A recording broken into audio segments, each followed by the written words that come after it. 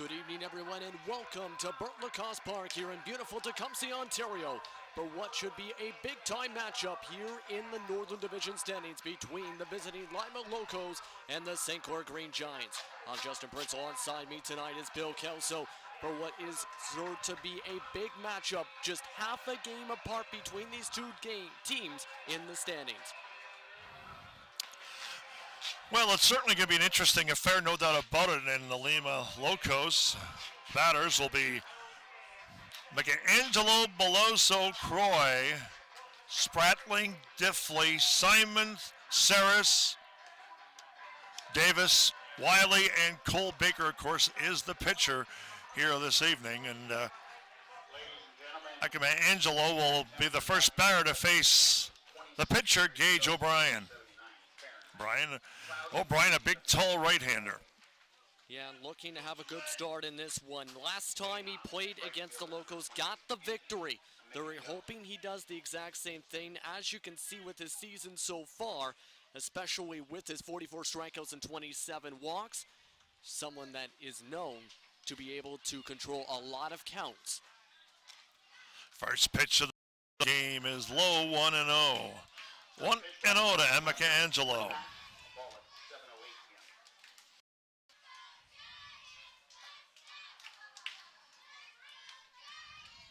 And the pitch, fastball is chopped towards third. KRZEMINSKI, long throw to first, and he gets him. So third to first, and there's one away here in the Lima Locos first inning. The defensive alignment for the Green Giants, of course, in left field, we've got Cole, MOSSEY in center, Ornelia in right. KRZEMINSKI at third, Dion at short. At second is Homer, and at first Jones. The catcher is Alex Krupp, and of course on the mound, the big right-hander, Gage O'Brien, and he's going to face Kate Beloso here in the second at bat. Good pitch, 0-1 to Beloso. Brad Croy is on deck for the Locos. Just got this game underway. The 0-1 is swung on and hit into right field. It's pretty deep. It's way back at the fence, and it is off the top of the wall. And it'll be a stand-up double for Beloso. That was hit a long way. Yeah, really good contact. At one point, thought it was going to blow over the fence, but just bounced off the fence. As you'll see right here with the contact near the wheelhouse, Jones just couldn't make the jumping catch right at the wall. As you see, bounces right off the St. Clair SRC sign. It's actually Ornelia in right field. Jones is at first. Runner at second with one away for Brad Croy. Off the catcher and foul, 0-1 to Croy, who had a good night last night. Croy was 2 for 3 and a walk. Dangerous hitter, batting .386 on the season. 1 on, 1 out, top of 1. Glad you're along here on WE TV, wherever you may be, whatever device you're watching on. The 0-1, look out, it hit him, and he has been shaken up.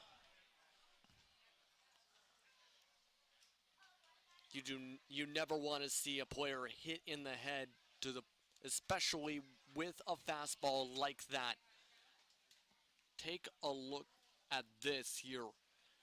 You'll see how strong it hits there and just plunks off his head. You could hear the contact from here, not what you want to see. And a hush has come over the crowd.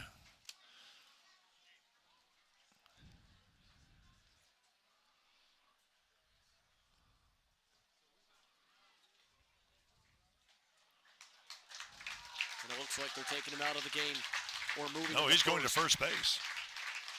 So he's okay. So Croy hit by a pitch. It's first and second. Glad he's all right. Just one away, and the batter is Malik Spratling.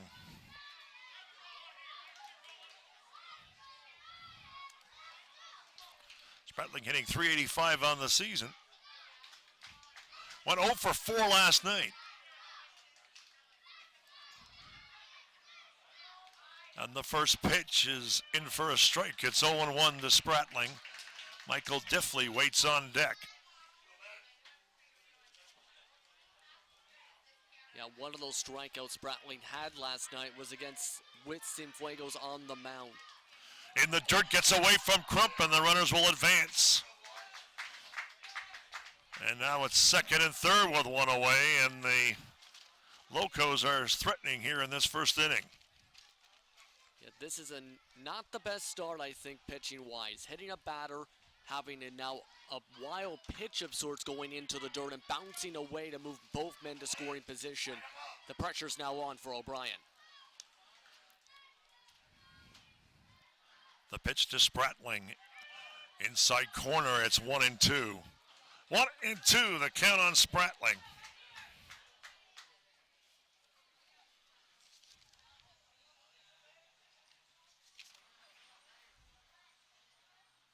And the pitch, chop wide of third. Moving out of the way was the runner, the base runner for the Locos. And that was Beloso. Looked like he had to do a bit of the cha-cha-cha, or maybe the happy dance, jump up in the air to avoid hitting the pitch. And some of that happened last night, too. Yeah, 4 different times people had to do the two-step. The 1-2 pitch got him swinging. Throw to first and he's out. So a strikeout for O'Brien. 2 away with runners at second and third, and it'll bring up the second baseman, Michael Diffley. Look at this in the replay. Gets away from Crump, albeit briefly, and then they get the throw at first. Yeah, it looked like he was swinging at a bit of like a golf club instead of a baseball bat at first there. I'm not sure why he would go on a pitch that low in the dirt. But now, 2 outs for Diffley. Diffley went 0 for 2 last night. He's batting .331 on the season with 2 home runs. Good pitch, 0-1. A swing and a miss. Diffley on the offerings from O'Brien. O'Brien trying to pitch himself out of a jam. Yeah, the question is, can he do it and stay composed enough on that mound? The 0-1 fastball in for a strike. That was a good pitch. 0-2 the count to Diffley.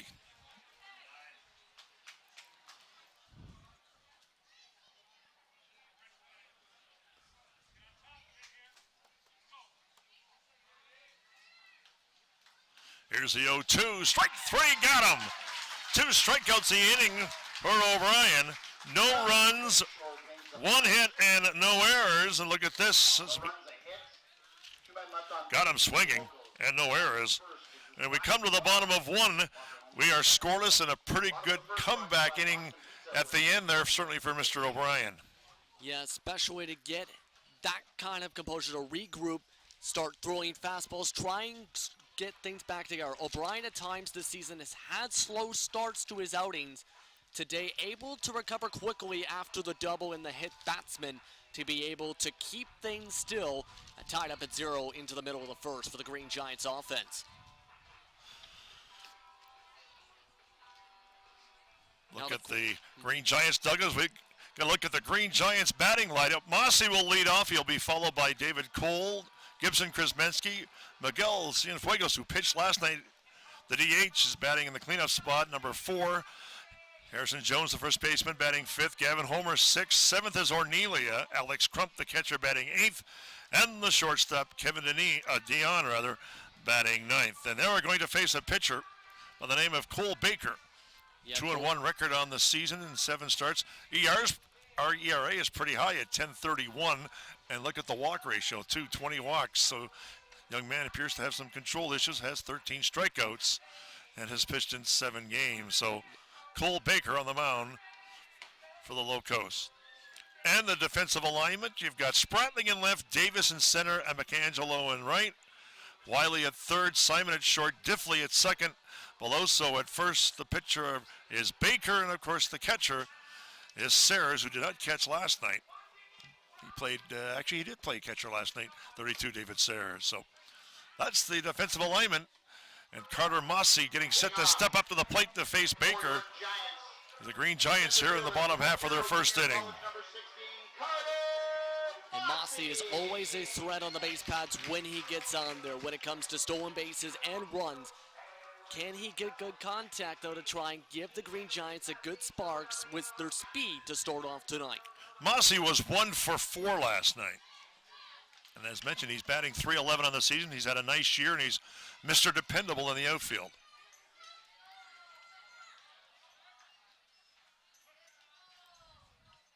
And as you mentioned, it's a speedster. First pitch in for a strike. Good pitch delivered there by Baker. Yeah, Baker, the last time he had it out, he was against the Leprechauns in 3 1/3 innings where he had 6 walks and 3 strikeouts. It's a ball outside and low, 1-1. 1-1 the count to MOSSEY with David Cole waiting on deck for the Green Giants. We're in the bottom of the first inning. Pitch is low. It's 2-1.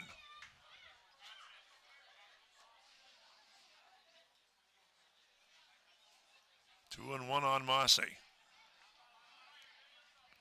Baker deals. It's low again, and it's 3-1. Yep, few straight off-speed pitches, trying to hit that inside bottom part of the plate. I kind of expect him to try and maybe move the pitch around, go back to a fastball after missing a few times off speed. 3-1 pitch. Ball 4, and he walked him. So MOSSEY draws a walk. We're going to have to watch to see what happens here. It'll bring up David Cole, the left fielder, who was 1 for 3 last night. Also was hit by a pitch. He took one off the helmet, and the helmet went flying last night in the game last night in a scary incident. But he's okay, and Cole will step up to the plate against Cole Baker.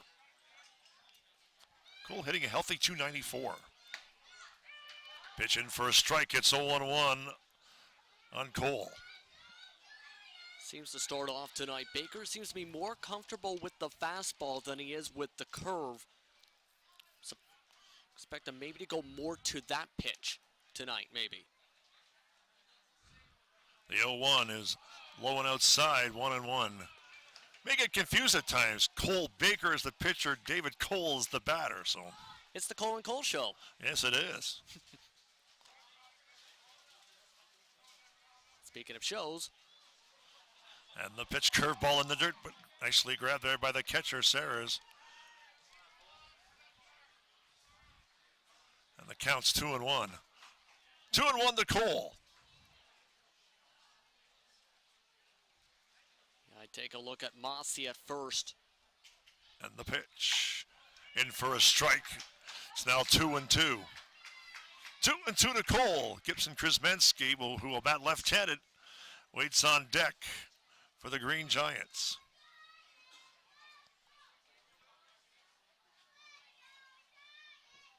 The 2-2 pitch got him swinging. So Cole strikes out. MOSSEY remains at first. Nice block by the catcher. Serres. It'll bring up the third baseman, Gibson KRZEMINSKI. Mentioned earlier, and we've said it on numerous broadcasts, KRZEMINSKI's a switch hitter. So a lot of times this season we'll see him bat from the left side. I think he's more effective. Although at times he's batted well on the right side too, but he's hitting .292 on the season. That porch in right field might be inviting. Here's the pitch. It's in for a strike. 0-1 the count on KRZEMINSKI. The DH, Miguel Cienfuegos is on deck for the Green Giants. Yeah, with that wind swirling a little bit towards right center in the right field foul pole tonight, that can really open up that right field wall area. There goes the runner. Throw to second, and he is out. So caught stealing is MOSSEY. Look at this on the replay. Yeah, MOSSEY on the last at bat with the 2-2 try to go. This time got the green light again, but was about a step short as he got tagged from behind on the slide. Now it's an 0-2 count. 2 away, and the Green Giant first. And 0-2 on KRZEMINSKI. Baker deals high and wide with 1-2.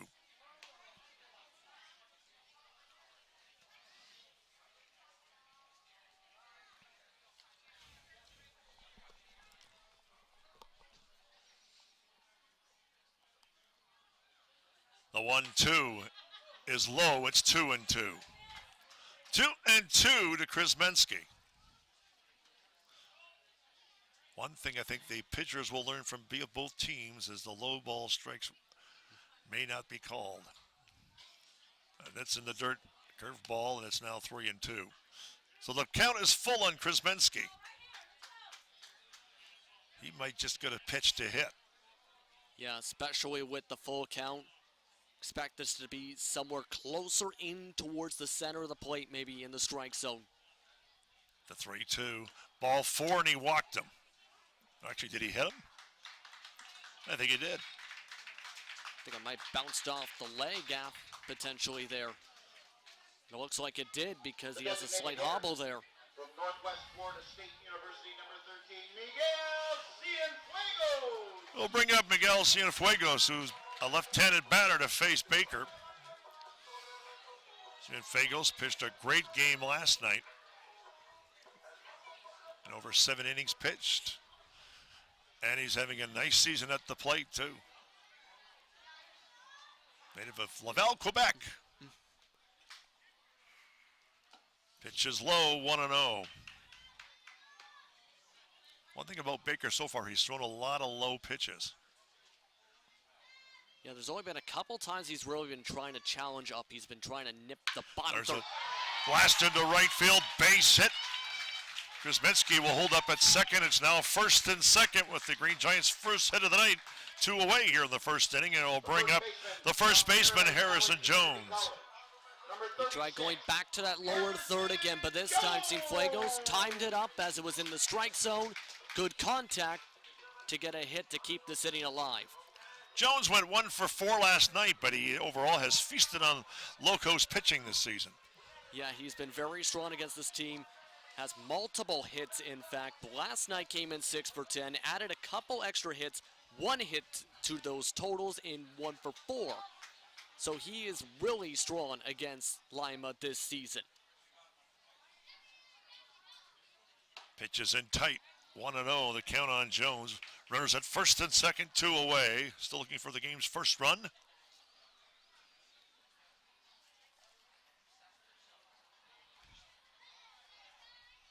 And the 1-0 is hit off the screen right in front of us. It's 1-1.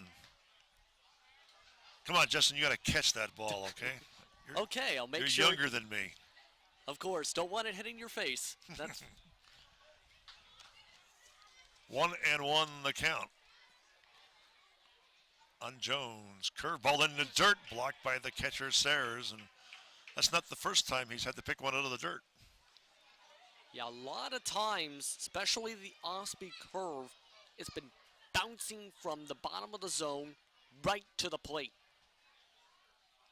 The 2-1 chopped up the middle, and it's picked off by the second baseman long throw. The first, and he gets him. Good play by the second baseman. A real good play by Diffley. Inning is retired, no runs, 1 hit and no errors. And we look at the replay on this fine play. Coming across, good play there. No runs, 1 hit, no errors. A score at the end of 1. We are scoreless, and we'll be back with more baseball right after this.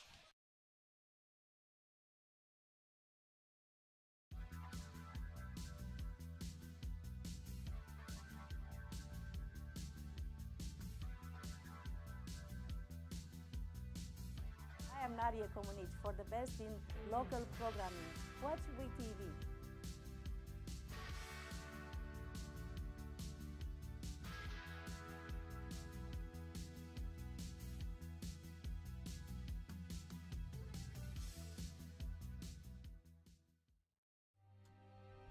Like our champions, we know what it takes to win. Every day we put on our uniforms and we strive to be the best. Ring after ring, we keep practicing until it becomes second nature. Our craftsmen have put in thousands of hours to master their trade. And when things get tough, we make the adjustments needed to stay on top. Baron Championship rings. This is who we are. Welcome back to Tecumseh, Ontario, here for more Green Giants baseball on WeTV. Gage O'Brien who had a decent start to this one, will try and carry off the momentum here in Tecumseh, Ontario in a big-time matchup, Bill. Yes, a big game, of course, with the Green Giants now holding a half-game lead on the Lima Locos after the 4-1 win last night. O'Brien struck out 2 in that first inning. Recovered after having that second and third, and look at the crowd. And a good crowd, too, on hand. Lots of fans in attendance here on Special Olympics night. Had a ceremonial first pitch just prior to Gage O'Brien taking the mound tonight. Lots of fans in attendance for what should be a beautiful night in Tecumseh. Shortstop Tyler Simon is batting. He went 0 for 4 last night. Pitch is fouled off. It's 0-1. 0-1 the count to Simon.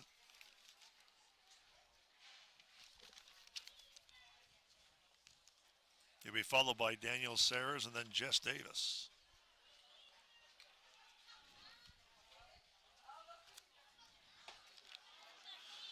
Pitch is low, it's 1-1. 1-1 the count to Simon. We're in the top of the second inning. Yeah, he tried to go for a bunt attempt there, but just pulled it back in time. The 1-1 pitch is swung on and driven down the left side. Hustling on the play is Cole, and he slides and makes a real nice grab. David Cole with the sliding catch. One away in the Locos' second inning. Look at this, beautiful play. Yeah, watch him, David Cole track this one down, coming very far into foul territory, slides on 2 knees, able to make the sliding and diving catch. A spectacular play from David Cole. Well, we call that a defensive gem. And there's one away here in the Locos' second inning. The batter is Daniel Sayers. Sayers pops it up, but it's out of play, I think. No, maybe not. Yes, it was. Crump, it bounced almost in front of us there, Justin. Yeah, almost bounced into a garbage can, I think. Did he land in it? Good stuff. 0-1 the count to Sayers. Sayers was 1 for 4 last night against the Green Giants.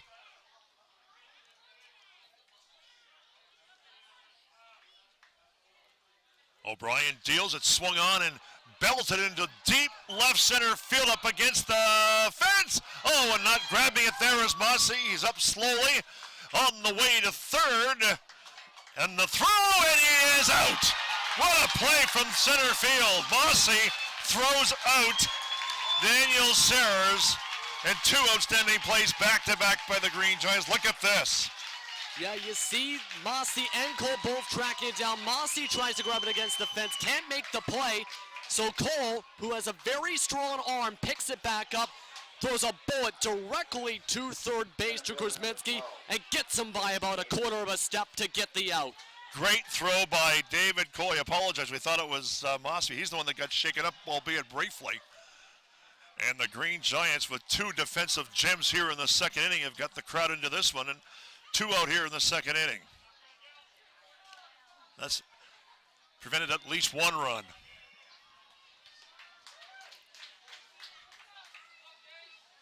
The batter, the left center fielder, is Jess Davis, who was in the game last night. Lays down a beautiful bunt. Here's the throw. No, not even going to draw a throw. A great bunt single by Jess Davis. And then there's a runner at first base for the Locos. Yeah, good utilization of speed there to get the bunt. Perfect spot. No one shifted in to be able to even track that one down. That's going to bring up the man he filled in for yesterday in Wiley. Wiley had 2 hits last night, too. 2 for 3. Third baseman Justin Wiley, who pulled up lame late in the game to ring out a hit. Pitch is hit into right center field, and making the running catch is MOSSEY, and the side is retired. No runs. 1 hit. Look at this on the replay. Nice running catch for MOSSEY. Bottom of the second. Yeah, able to track that one down in right center field. Why he's so dependable in center field. No runs, 2 hits, and no errors, and Yes, the Green Giants were fantastic defensively in that inning, that portion of the anyways, and we're still knotted at zeros as we get set to start the bottom half of the second inning. For the Green Giants, as we look at the Northern Division standings, Justin, take it away. Yeah, the standings are getting very close here. As you can see, the top three have all clinched at least a spot in the postseason after Saginaw won their game last night. But everyone's separated by half a game apiece. Green Giants half a game above the Locos. Locos half a game above the Sugar Beets. So the pressure is still on for all three teams to try and control their destiny in the final couple games. The main pressure, though, the Locals, they're in the middle of a 6-game stretch. This is their 4th game of that stretch. They have to play against the Mariners. As the Green Giants, they have to play the Sugar Beets for one last game on Sunday. Interesting weekend, to say the least. A lot can happen just based on how a couple games may fall across the league. That's for sure, especially for all three of those teams. Well, as we get set to start the bottom half of the second inning, we'll see how the Green Giants respond after having a great defensive part of the inning, where a tremendous catch by Cole to get the first out, and then an even better play from the outfield, throwing out the runner going to third on the second play. And boy, a big inning for David Cole and the Green Giants in the top half of the second inning. Yeah, 2 spectacular plays. The question is, can they carry the momentum that's gone across the stadium here, especially with the 6, 7, 8 batters leading things off here for the bottom second. Gavin Homer will step up. Homer was 1 for 4 last night. He's batting .218 in the season, but he plays a mean second base. Yeah, he's also in our defensive ace for the St. Clair. Pitch is in tight. It's 1-0. If his jersey isn't ruffled and dirty, then he's had a bad night. And guess what? It usually is ruffled and dirty. Yes, lots of diving plays, spectacular plays. Pitch is inside. 2-0 count on Homer. And it's really good to have a player like that where you can depend on them, especially at second, to try and put in an effort every time. Good pitch, 2-1. Caught the outside corner, so it's 2-1 on Homer. Right fielder Matthew Ornelia is on deck, and he'll be followed by Alex Crump here in the Green Giants' second inning. The 2-1 is again a strike. It's 2-2. So 2-2 the count on Homer. I think right now what Baker's trying to do with where he's trying to get his location, force ground balls. Does not want to leave anything lofted up towards the outfield. Pitch is chopped towards first base. It's picked off easily by the first baseman. He'll make the play. That's CADE BELOSO. BELOSO makes the play. Easy play for him. An easy play, able to induce the ground out directly to first base. Exactly what I think Baker's been trying to do for most of his batters faced so far tonight. He'll bring up the right fielder, Matthew Ornelia, who in 23 games is hitting .298 with a home run. He was 0 for 4 last night, however. Lefty against the righty. Pitches up high and outside, 1-0. Catcher Alex Crump waits on deck for the Green Giants. Still looking for this game's first run here tonight. Just outside, 2-0. 2-0 the count on Ornelia. Didn't do a lot offensively last night, and he's been pretty good lately. He's just about due again. And the pitch in for a strike. It's 2-1. 2-1 the count on Ornelia.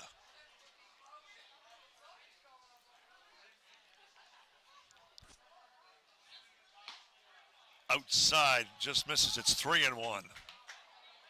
3-1 the count to Ornelia.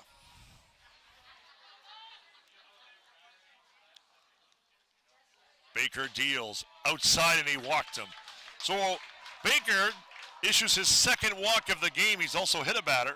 From Kellogg Community College, your catcher number 5, Alex Crump. They'll bring up Alex Crump, who last night had a big night. He was 2 for 3 and made a couple nice plays behind the plate as well. Another guy, and we've talked about this along the course of the season, Justin, has really developed nicely for the Green Giants. First pitch is in for a strike. 0-1, the count on Crump. Kevin Dion waits on deck for the Green Giants, the shortstop. Crump, the 8th batter in the lineup. Pitch is swung on. Drifting. And it's out of play right near our cameraman down the right field line. Hey, Alex, you can duck now. Yeah, I think he was trying to make a one-handed catch on top of that. That's not going to happen. Well, I think it just missed the grasp of his hand. But when it comes to Crump, back to that, he's been much more patient at the plate as the season's gone on, been able to foul off tough pitches to that same area, and also get some good contact, 1-2. The count now 1-2 on Crump. At first base is Ornelia. Has better than average speed. And the pitch up, up high, almost hit him. And the count's 2-2. Not only did it almost hit him, it popped right out of the glove of Sarah's there. If that rolls away further than when it did, we could have potentially seen Homer move right to second base. And the pitch, curveball, chopping ball to short. Flip to second for 1, back to first. It's a wild throw, and Crump is going to remain at first base. So they get the force out. Ornelia's out at second, and look at this on the replay. Yeah, It was tailor-made. Should have played 2 on this one. But a wide throw. Runner, however, did not go to second base. And there is 2 away here in the Green Giants' second. I think Bring up the shortstop, Kevin Dion. Batting left-handed. That's outside, 1-0. Dion, a switch hitter.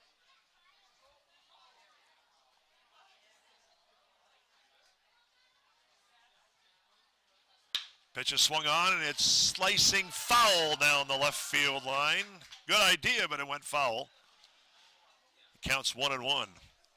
And that could have been at least a double potentially there with how far that was going and how much Spratling had to try and track himself from left field to try and get that.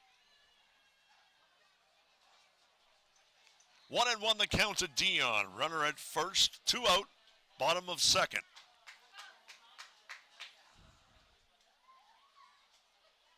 The 1-1 up high and outside. It's now 2-1. Baker's thrown a lot of pitches. Yeah, he's already up to 17 strikes, 21 balls. 38 pitches, and we're only in the second inning. Curveball sliced off this backstop. It's 2-2. So 2-2 to Dion. Here's the thing, though, Bill. Yesterday it was kind of the same situation with Hall, but eventually settled on in. Ended up getting 8 strikeouts for Lima. So while the pitch counts have been high in some games this season, usually, depending on the pitcher, they've been able to take a deep breath, recompose themselves as the game going on, and work themselves through more quicker counts. The 2-2 is low and away. 3-2. So the count is full. We've got the action pitch with 2 out. Runner will be moving.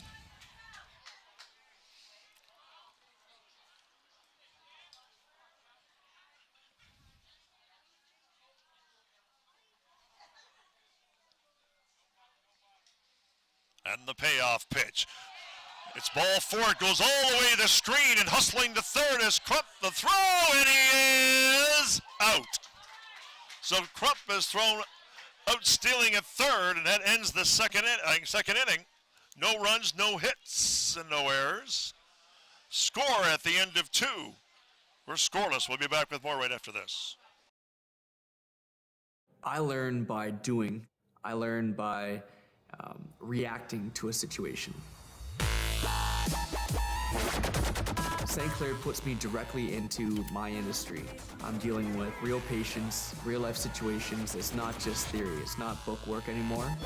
I choose to take control of my future and my path to St. Clair College. I choose to be here.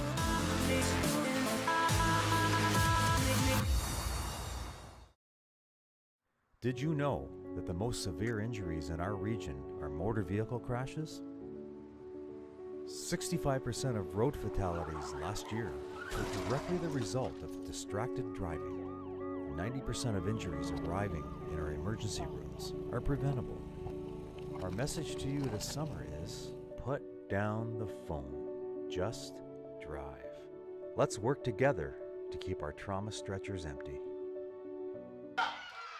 Welcome back to Tecumseh, Ontario, as the Green Giants and the Lima Locos are still tied up at 0 apiece, entering the top of the third inning here on WeTV.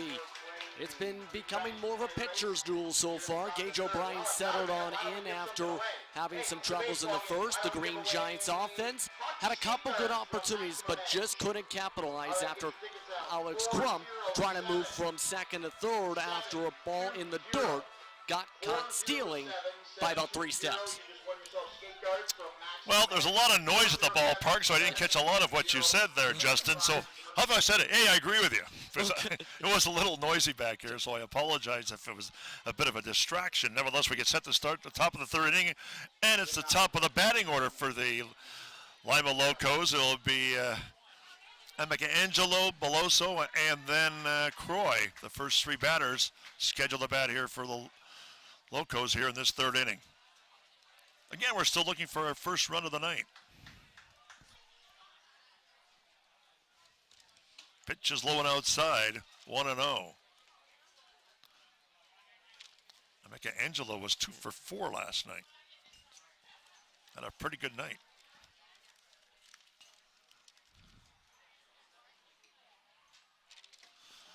Pitch is low, 2-0. 2-0 to Angelo. I was just going to say those were just his 5th and 6th balls thrown of the game so far. He's been hitting the strike zone on almost every single pitch. Very important. Fastball driven right to third. Pick up by KRZEMINSKI. Long throw to first, and he gets him. So 5-3, and there's 1 away here in the top of the third. Good play. Yeah, good play there. Able to induce the ground ball right to KRZEMINSKI at third. Gets himself planted well. Gets a good throw. Able to beat him out by 2 steps.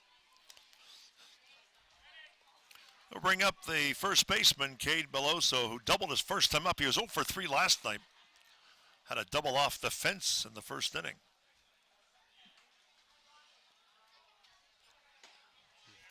There's a good strike. 0-1-1. So 0-1 the count to Beloso. And that was really good contact there. Very close play by Ornelia to make the catch in right field as well.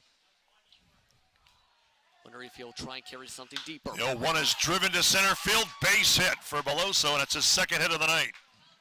So he's been a problem for Gage O'Brien so far in this one. Good stroke. Look at that. Beauty. Yep, timed it up well right towards right center field. Textbook swing for the left-handed batter, and so he's safely aboard, and he'll bring up the DH, Brad Croy, who played shortstop last night. And that batting average, that is now 2nd in the league as well. Swing and a miss. It's 0-1 to Croy. Ironically, he was 2 for 3 last night, and that's actually not too bad, is it? Yeah, it's a really good average, hitting .666 for a ball game. And able to draw yourself on the base. Curveball, strike 2. Croy was hit by a pitch in the first inning. It was scary initially. Yeah, it hit him in the head, and you could hear the contact from up here. Of course, we're glad he's still in the ball game. The 0-2 pitch up high and inside. It's now 1-2.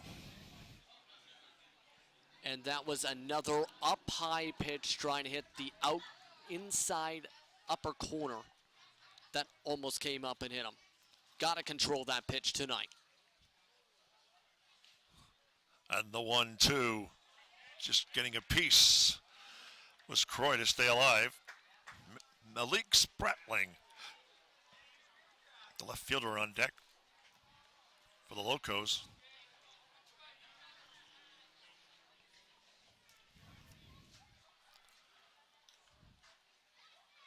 The 1-2 inside's 2-2. So 2-2 the count on Croy. Nice breeze here at the ballpark. Yeah, a nice cool night as well. A little cloudy in the outfield though. Dark clouds looming. Just reaching again and fouling it off is Croy. Count is now 2-2. 2-2 to Croy. Here's that wind we're talking about, where it's really gusting its way towards right center The flags field. are moving. Trees even. It's definitely a still night here. And the 2-2 curveball just missed. It's 3-2. So the count is full. One away, runner at first. It's the action pitch. Let's see if there is any. Yeah, with there being one out, I don't expect the runner to quite go yet, but O'Brien has to mix up the location. 3 times he's tried to go in the inside part of the plate with a curveball. All 3 times missed. Pitch is swung on and hit down the right field line. It's bending foul and out of play. So staying alive is Croy. Count is 3-2. Beloso at third. First.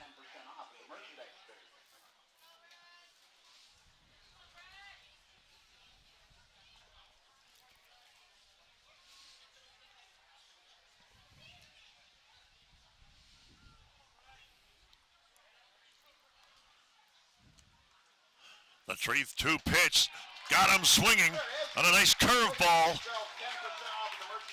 So Croy strikes out. 2 away here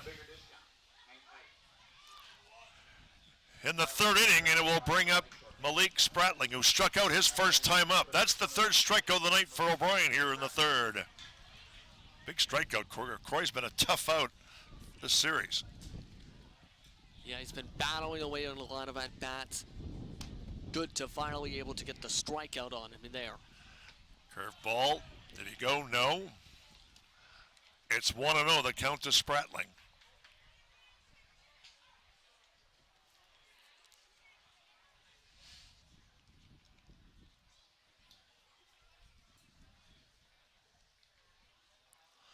The 1-0 pitch, inside and high, 2-0. So the count's 2-0 on Spratling.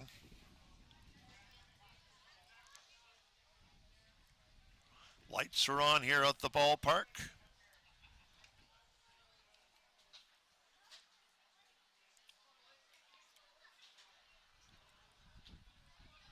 The 2-0 pitch fouled off, just getting a piece of it as Spratling. It's now 2-1.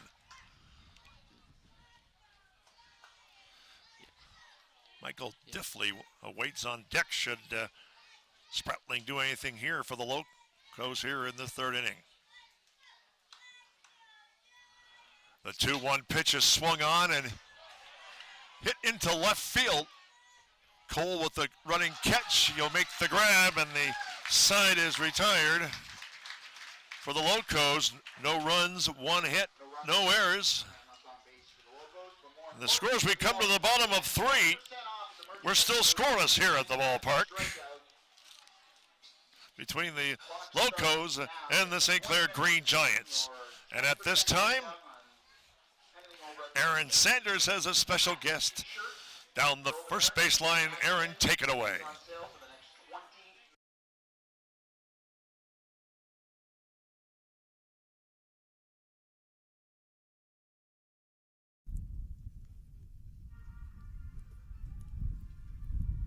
All right, guys, thank you very much. Joining me at the present time, coordinator of the Special Olympics, Tracy Cormier. This is Special Olympics night for these guys, and Tracy, here is this for you.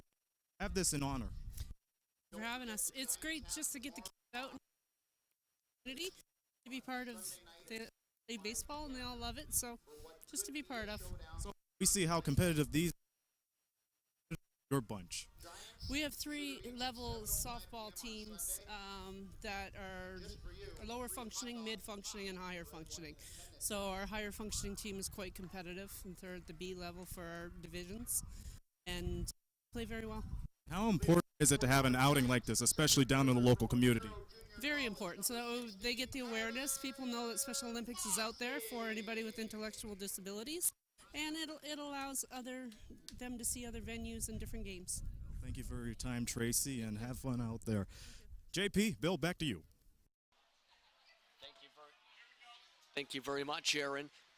As we're back underway here for the bottom of the third inning with Carter MOSSEY leading things off with a 1-0 count. MOSSEY will be followed by Cole and KRZEMINSKI here in the third inning. Swinging and missing. It's a one-on-one on MOSSEY, who walked in the first inning but was caught stealing. Right-handed batter. Pitch off his leg. Ouch. Yeah, he felt that one. Yeah, he kicked up the sand. That's how much pain he had there. See if they bring out the trainer, if he just wants to walk it off. Count is 1-2 on Carter MOSSEY. He was shaken up briefly in the first inning when Cole made his great throw from the outfield, backing him up. He come up a little slowly, so it's been a tough night so far for MOSSEY, and we're just in the third inning. Yeah, that was when he, the 2-2, tried to kick out his leg, tried to slide and kicked his leg basically towards the fence. 2-2 the count. Up high, it's 3-2. Well, through first two innings, 2 walks and hit batsmen so far for Baker. Let's see what he does here on the 3-2. Payoff pitch is low and in the dirt. And MOSSEY will walk for the second consecutive time. He'll bring up the left fielder, David Cole, who struck out the first time up. But Cole has done some great things defensively for the Green Giants so far in the early going, with a great running catch in foul territory in the first inning. And then did oneself even better with a great throw to runner at third from deep center field. Let's see what he'll do offensively, and draws a bunt down the first base line. Throw to first. Not making the play there was the first play to make a barehanded grab and couldn't make the play. And the Green Giants had runners at first and second with nobody away. That was a beautiful bunt to start things off there. And a beautiful throw attempt from Sayers on his knees to try and get that. But that throw just drew the first baseman in BELOSO off the bag a little bit, trying to dive to keep the ball in his glove. Just couldn't stay on the bag itself. Now there's 2 men on. I think he tried to grab it with his bare hand. That's what happened there. Yeah, and it almost rolled all the way out to the outfield. It was good for him at least to dive back on it, or leap back onto it at least, to keep it from what could have been both in scoring positions. It's the Green Giants' second hit of the night, so Cole is credited with a single. So it's first and second, nobody out for KRZEMINSKI, who was hit by a pitch on the 4th pitch that would have been a walk anyways. But KRZEMINSKI with no official at bat. In the dirt, and the runners are going to advance to second and third. So second and third now with nobody away, and the Green Giants are threatening here in the bottom half of the third inning. Yeah, this is getting towards a rough outing for Baker. That is his 29th ball on that wild pitch. And the bullpen is up and throwing, loosening up. Yeah, question is, when are they going to use the hurry-up sign, quicken things up? That was just the second hit before.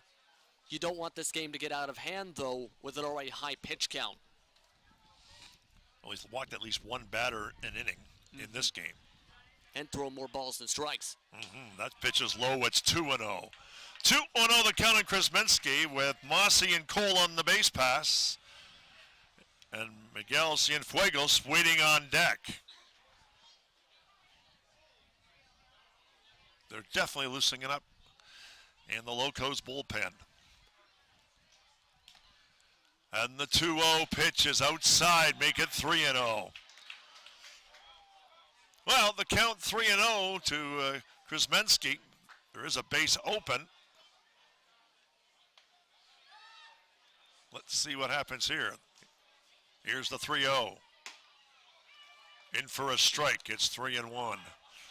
Well, he'll get another good pitch if he wants to hit. Let's see if he has the go-ahead sign. 3-1, runners at second and third. Baker deals way high and wide, and he walked him. So KRZEMINSKI walks. That's the second walk in the inning given up by Baker, and the manager's going to make a visit to the mound with nobody away here in the third inning. And the bases are loaded, and Cienfuegos at the plate, and he is 1 for 1 tonight. Yeah, at this point, they don't want this game getting out of hand. Still no outs in this inning. Bases loaded. You have a dangerous hitter in Cienfuegos who has ability to get some good contact. It's going to be very tough. And of course, here are the leaders now of hit by pitch. Crump is in the top 5 with 10. I don't think that's something you want to be in the top 5 for. No, that's the ouch category. Yeah, I get free ice packs category maybe. I think so. Blake Dunn 12. Josh Williams has 12, and then from Licking County, Dylan Ott, and then Noah Marcoux with 9. So,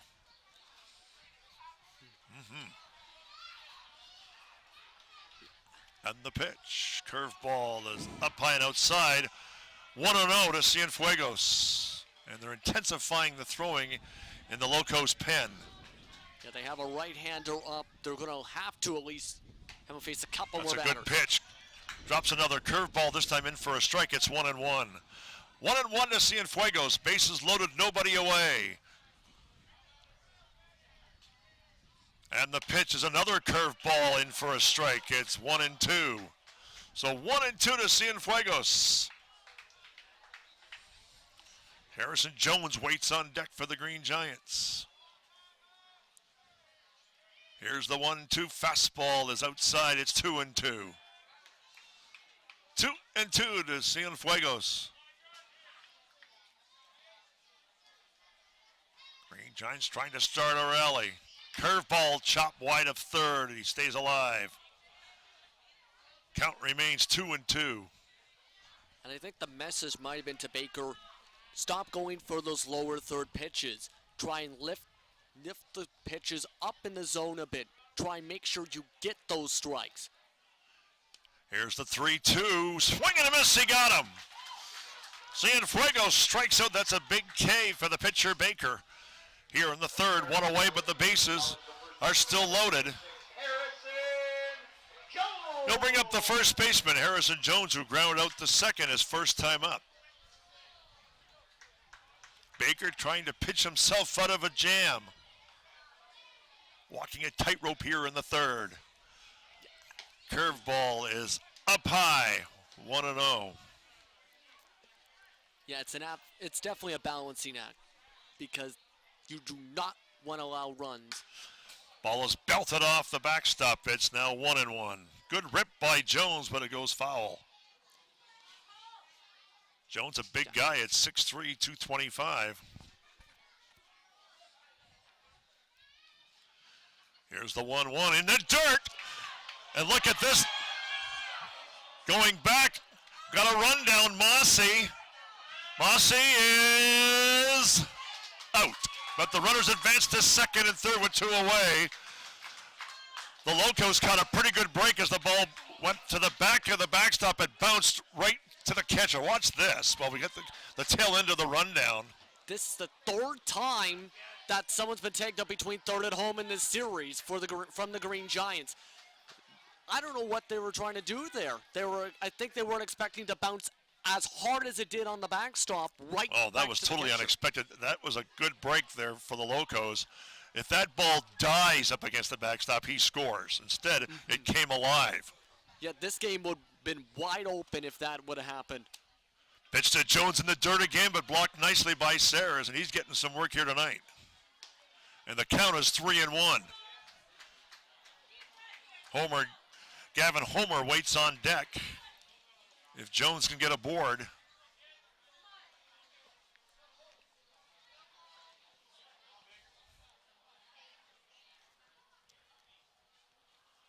The 3-1 pitch again in the dirt. Here comes Cole. He didn't get tagged, and now he's going to be out. So the inning is away, and it's done. We could look at this on the replay. Cole evaded the tag on a great play there, but he's in no man's land, and he finally takes the tag. So no runs, one hit, no errors. Score at the end of 3. We're still looking for our first run. We'll be back with more baseball right after this. It's new, it's fresh, it's innovative, it's WeTV, Windsor Essex Television, and you can watch it anywhere. www.we-tv.ca is the place to be. If it's sports, entertainment, or community events, WeTV has what you're looking for. The people, places, and faces of our community are front and center on WeTV. Check out www.we-tv.ca for what's being webcast live. WeTV, we got you covered. A staggering 40% of all majorly injured patients in Windsor, Essex are impaired by alcohol or marijuana. When you go out, it is your responsibility to make plans for a sober ride home. Designate a sober driver, call a taxi, or use public transit. The choice is yours. Drive sober, get home safe. Or the next ride you get might not be taking you home. We are back here at Lacasse Park in Tecumseh, Ontario. Bill Kelso along with Justin Prince getting set to start at the top of the 4th. And this game has not been short of any drama, Justin Prince. Actually, Justin will be providing the play-by-play in the 4th, 5th, and 6th innings. But Justin, your comments, please. Well, right, the Green Giants had a few good opportunities in that past half inning in the bottom of the 3rd. It's just, for the multiple times this series, they've been tagged between 3rd base and home plate, which has caused a lot of chaos. And speaking of a bit of chaos with the standings, the Sugar Beets just lost 16-12 in a slugfest. At one point, that was about a 12-8 game in that range at about the 7th inning before there was a bit of a delay. And the Sugar Beets were winning at that point, weren't they? 12-8, weren't they? No, they were down at that point. I thought they were up. They were down. Oh, I say they were up. They were down by about 5 runs at one point. Oh, and that's not a way to start an inning. Hit by a pitch. It's number 29, Diffley. He's going to go to first base. That is the second hit batsman from Gage O'Brien, as that was Diffley being hit on the top of the shoulder near the face. And now the manager's going to have a few choice words with the umpire after that second hit batsman tonight.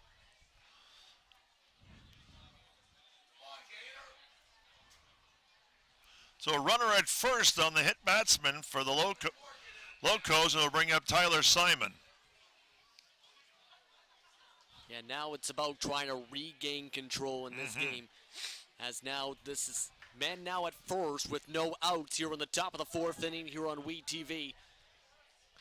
The Locos have had a lot of men on base tonight, 4 hits in total.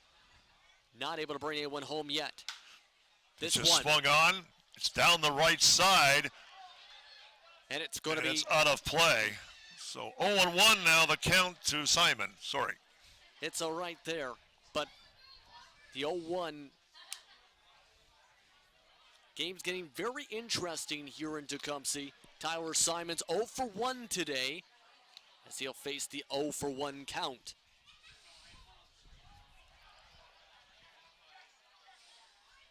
And O'Brien just steps off. 6 combined hits so far tonight. Green Giants with just 2 hits for their side. And now he's going for the bunt. Bounces right to O'Brien, and that will be a sacrifice bunt for the first out. Efficient play by O'Brien to get the runner, but the lead runner goes to second on the play. Look at this in the replay. Pretty easy play overall for O'Brien, but no chance, of course, for them to get the lead runner. And there's one away here in the top of 4. And that brings up a very dirty catcher in Saras, who has been having to make a lot of plays at home plate tonight.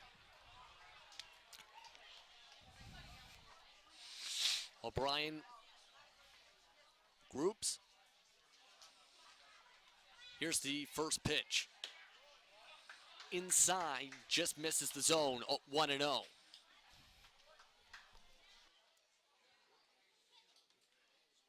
Sarah's is 1 for 1 today.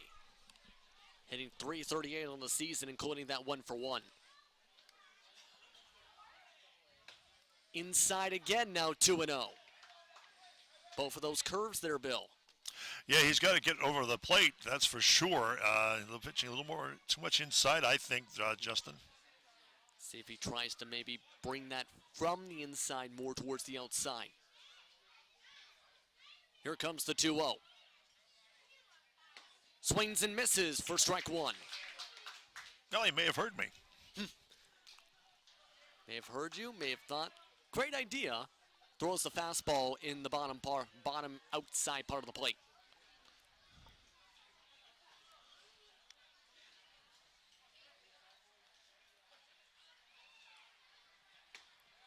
And tries to hit it again, but misses. 3-1. Sears has had a good series. He's 2 for 5 coming into this at bat. Yeah, good series for him so far. 3-1 is the count with one out with a man at second.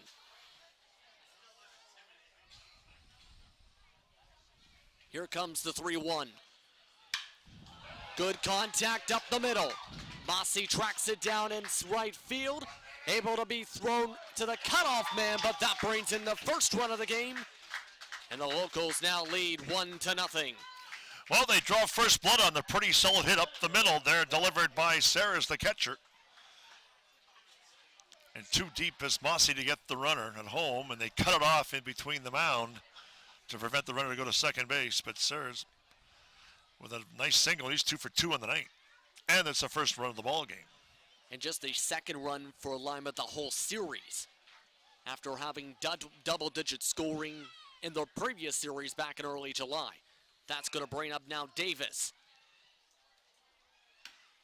Davis watches the first pitch for a strike. Last time up, went for a bunt. That got him on base.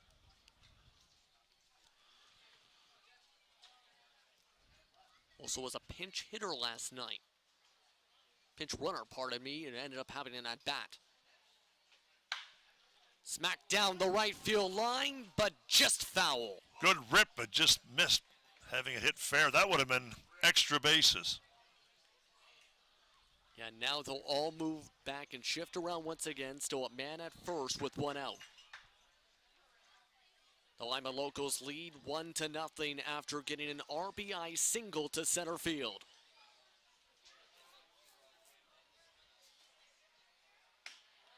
And that one's up high, 1-2. Seems the majority of the balls O'Brien's thrown, 15 in total, have been in that same spot.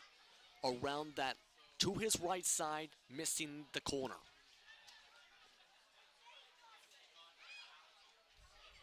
Swings and misses for strike three. O'Brien's able to get the second out on the strikeout. That's going to bring up. That's his third strikeout of the night for O'Brien. That's a big out. Now looks like we might have a change here. Bring in Mark Castoblanco, a junior from Georgia Winnick College, hometown from Texas. So he's going to bat for Justin Wiley. Remember, Wiley had a hamstring tweak last night, heading towards second base. That led to Davis coming in for him in the late going. So it'll be the left-handed batter against the right-handed pitcher with 2 outs here in the top of 4. Watches the first pitch, misses the top of the zone, 1-0. Now here's his averages for the season. This is 26th appearance, 225 with 2 home runs and 19 RBIs. On-base percentage and slugging percentage are both in the high 300s. Up high again, 2-0. When you're facing a batter that's 5'8", Bill, how challenging is it to try and get strikes thrown? That's a tough strike zone, that's for sure. It's like playing strikeout against the wall.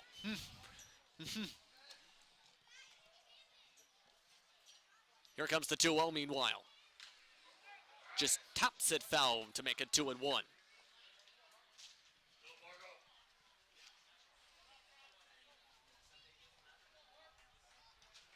Amani Cangello is on deck for the Locos. O'Brien, for the most part, seems to have settled down after the second hit batsman for the most part. He's been pitching well despite those bumps with the hit batsman. As a half swing. And that'll be strike two. Yeah, the second he tried to swing it around, the umpire knew he was already around.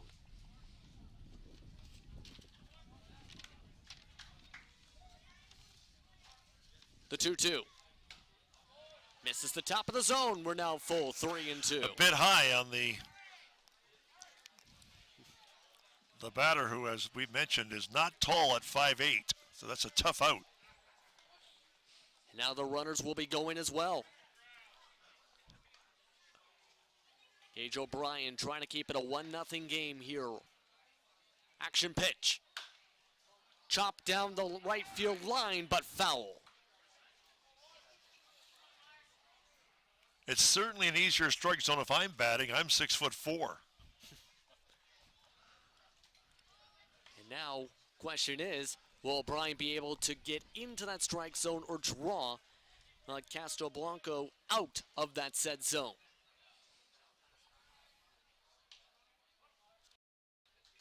From Chiqui, Panama, Texas.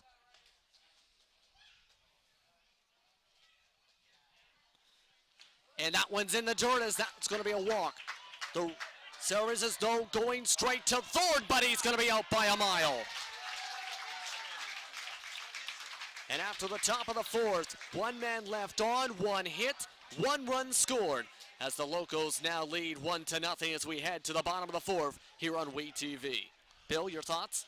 Well, certainly an interesting inning and a nice bounce back in a way for the Green Giants, and they're huddling up right now. But you want to hope that they only allowed the 1 run. It could have been a lot worse had things gotten away from them. You hope that before third inning that they didn't take advantage of their chances. So that has to be really mindful of that. Obviously, that inning doesn't cost them. And now, as you might see on the left side of your screen, everyone's grouped together from the Green Giants to discuss things with Bernie Chico Lebuc, the general manager for the Green Giants. Question is, what he's going to be discussing? Of course, one final home game for the Green Giants is on the slate. That's against the Saginaw Sugar Beets, who lost their game tonight. That will be on WeTV. Be sure to tune in for that one. That leaves the question mark, though. What's going to be happening with the playoff game? Will the Green Giants be playing that Tuesday? Or will they get the bye to the playoff round? But let me ask you this. What do you think Chico is trying to tell his team right now? Especially with just 2 hits in 3 innings. Well, I think he's just looking, I think they have him refocus. The base running, actually for both teams, quite frankly, has been dubious, for the lack of a better word, where they've been a few players who have been caught stealing at least 5 or 6 times in this game as a total, and we're only in the 4th inning. And 5 times with the Green Giants getting caught between third and home plate in this series. That's possible runs going to the wayside. And Baker is going to stay on the mound. They were warming up a man in the bullpen for the Locos. But with that, the Green Giants are all set to go. Leading things off, it's going to be Gavin Hover, followed by Matthew Ornelia and Alex Crump. So the 6, 7, 8 batters will start things off here in the bottom of the 4th inning. Diffley will play third to replace Wiley. Angelo will go to second base, where Diffley was at.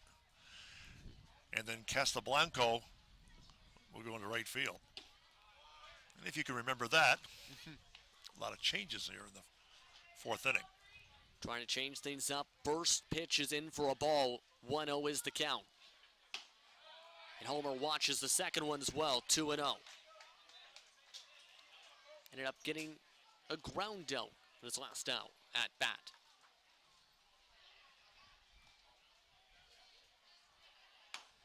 Watches one in for a strike on the inside corner. 2-1. And for Baker, it's been an up and down outing. 27 strikes, 40 balls. And that's going to be ball 41. 3-1's the count. Green Giants would like to get Homer aboard. He has good speed. Here comes the 3-1. Chops it foul. Now full count, 3-2. Sun starting to set here at Lacasse Park. Justin Prince alongside Dollar Bill Kelso here on we-tv.ca. It's been an interesting game, a 1-0 game too. We're almost halfway through. And the 3-2, in for strike 3. Homer thought that didn't clip the inside part of the plate, but the umpire says otherwise for the first out. Well, he was caught looking. And that's going to bring up Ornelia now up to the plate.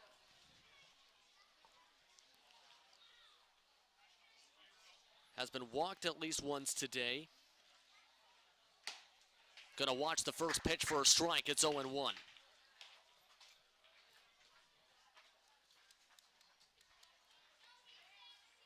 Oh, for no official at-bat either today for Ornelia, as that one's down low, 1-1. Well, he's due for a hit this series. I went 0 for 4 last night. The Green Giants trailing by 1. We'd like to see him get aboard as well. Here comes the 1-1 pitch.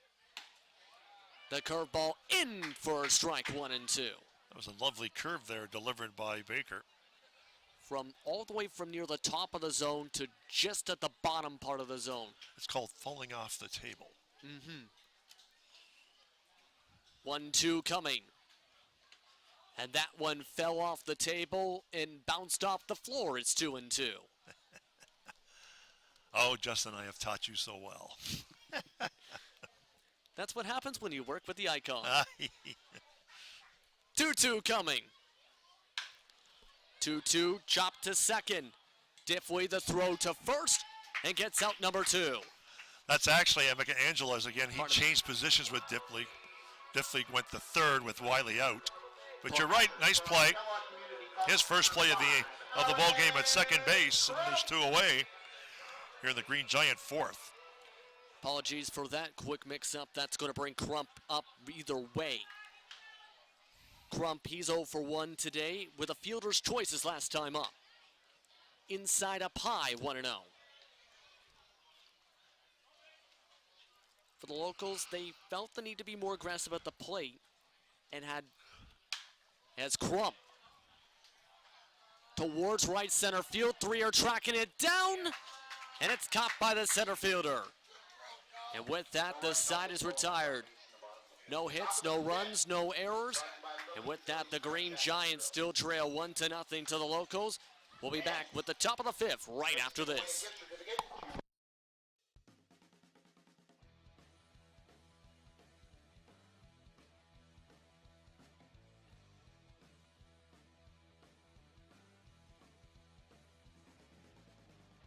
Hi, I'm Luke Wilson of Detroit Lions. For the best local sports programming, make sure to tune in to WeTV.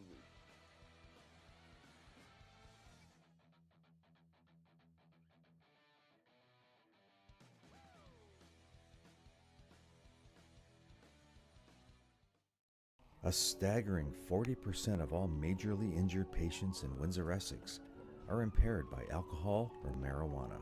When you go out, it is your responsibility to make plans for a sober ride home. Designate a sober driver, call a taxi, or use public transit. The choice is yours. Drive sober, get home safe. Or the next ride you get might not be taking you home.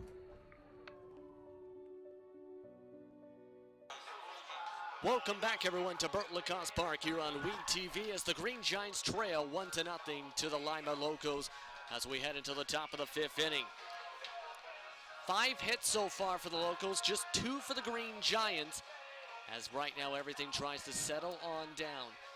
Justin Prince alongside Bill Kelso as the Green Giants looking to keep the score the way it is and try and light a spark for their offense, Bill. Yes, they certainly like to get the bats going, no question about that. You know, when you trail by 1, and this is a tight game, they really got to get things going here. And now that they're on the mound, they've got to keep this team at only 1 run. 1, 2, and 3 hitters will lead things off in the top of the 5th inning. Armancello is up at the plate. Amani Cangelo's 0 for 2 today, with 1 hit, home run, and 10 RBIs on the season. Chops it back to start things off. 0-1. That one off the roof with a nice thud. Good thing this grandstand here at Lacasse Park has a beautiful roof. O'Brien with the 0-1. Chop to Dion at shortstop. Throw to first to Jones to get out number 1 on 2 pitches. McAngelo runs well for a stocky guy, but a nice play by the shortstop. Real good play. Good range by Dion, sets himself and makes the throw. And we just got word the foul ball that heard the thud, that was not the roof. That was a car. Well, here, let me just go make a look and make sure it's not mine, so excuse me for a moment. Good thing it hit the roof of the car. Regardless, it was a roof. Either way, Beloso's up, as he'll watch an off-speed go in the dirt 1-0. He's 2 for 2 with a double. He'll look to give a baseball a thud to the outfield maybe. He's got 4 home runs as well. He can jack the ball. Has a good stroke. In for a strike on the curve, 1-1. O'Brien above 60 pitches now, a grand total of 63 for the outing so far in the top of the 5th. And Beloso thought about going there as it bounces in the dirt. It's 2-1.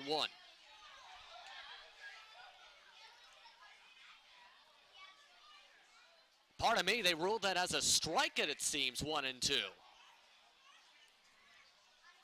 Purity didn't go there at first, and I think they have just issued warnings to both dugouts here. So 1-2 is now the count.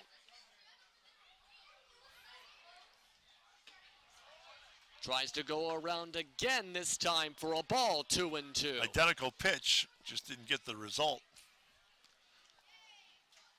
of having the batter go for a bad pitch. On deck is Croy. Swings and misses for strike 3. Takes them for sure measure, and that's the second out of the inning. 5th strikeout of the night for Gage O'Brien. And O'Brien now has the challenge of facing one of the top hitters in the league this season, Brad Croy. He's been hit by a pitch, also 0 for 1 officially. Struck out his last time up. In the dirt, as that's going to roll away a bit. 1-0 is the count either way. As the game's gone on, though, O'Brien settled on down. For the most part, yes. More so, more and more. Times having slower starts, some of his outings. Here comes the 1-1. In, just misses the strike zone, 2-0. A bit high. Had a bit of a zip on that fastball as that gives him the hitter's count.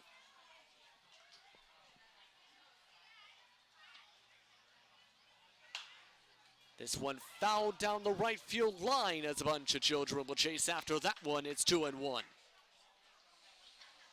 2 outs here in the top of the 5th inning. The Locos lead 1-0.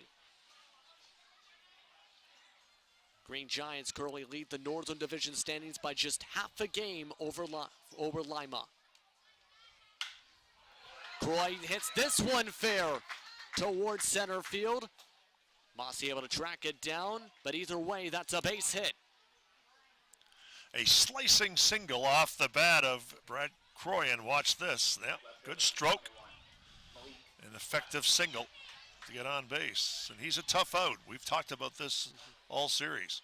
Yeah, that's his 3rd hit of the series as he's now on first. That brings Malik Spratling up to the plate. Watches the first pitch down low in the dirt, 1-0. For Spratling, he's a sophomore from Gulf Coast Community College, a Leesburg, Georgia native. He's also 0 for 2. Fouls it back, makes it 1-1. 1-1 is the count.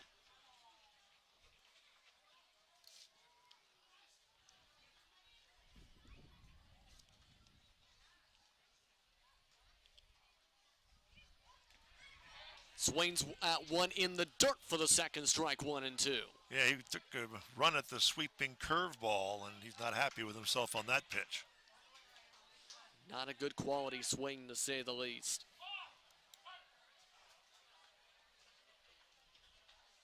The 1-2 coming. And the 1-2 rolls away. That would have been strike 3, but Croy tries to move to second, but gets the out either way, as the sides were tired after the throw to first. So one man left on. Locals still lead 1-0 after getting a hit as well, as the Green Giants will try and jumpstart their offense in the bottom of the fifth. The next broadcast will be Sunday night here at 7 o'clock. It's the only Sunday night game here on the Sched, as the Green Giants will take on the Saginaw Sugar Beets, and that game may or may not have dramatic implications, if you will. Yet that is going to be an interesting one here on we-tv.ca. Be sure to tune in. That is going to be a one game that, depending on how things lay for tonight and tomorrow for the Locos in their second to last game on Saturday, will really shake things up. And it looks like they're going to keep the same man in Cole Baker up on the mound. Remember, they did have men up in the bullpen for 2 innings straight for Lima before things settled down, and he got his first good quality strikeout and was able to get out of a couple of jams. O'Brien has struck out 6 on the night, and Baker has 3 as we get set to start the 5th inning. Right the 9th hitter, the first hitter, and the second hitters, the scheduled hitters for the Green Giants here in the 5th. Dion, Mossey, and Cole are those scheduled batters, as Kevin Dion will lead things off in the bottom of the 5th. The Green Giants faithful looking to see good contact from the youngster, plays hometown collegiately at St. Clair College, as he watches the inside pitch miss the corner. 1-0. Quickly, the 1-0. Chop foul to make it 1-1.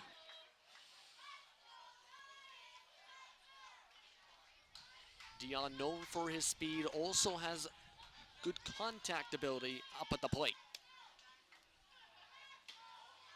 And Dion thought about bunting, but ducked. 2-1. It's a big at bat for the Green Giants to get something going here. Still trailing by 1. Dion chops this to first. Track down the throw to Baker at first. Did he get him? Yes, he did. Good play engineered there by the Locos, by the first baseman over the covering pitcher who was covering the bag. Look at this. Good play. It was close. That was a Michelangelo who made the throw to get it to Baker for the out. And Chico Abutes come out of the dugout to discuss that call. Either way, they do have Carter Mossey, who is looking to try and get on base, who is a threat on the base pads when he is on base. Has been a couple times tonight with 2 walks. Fouls it down the right field line as that'll fly past the tents.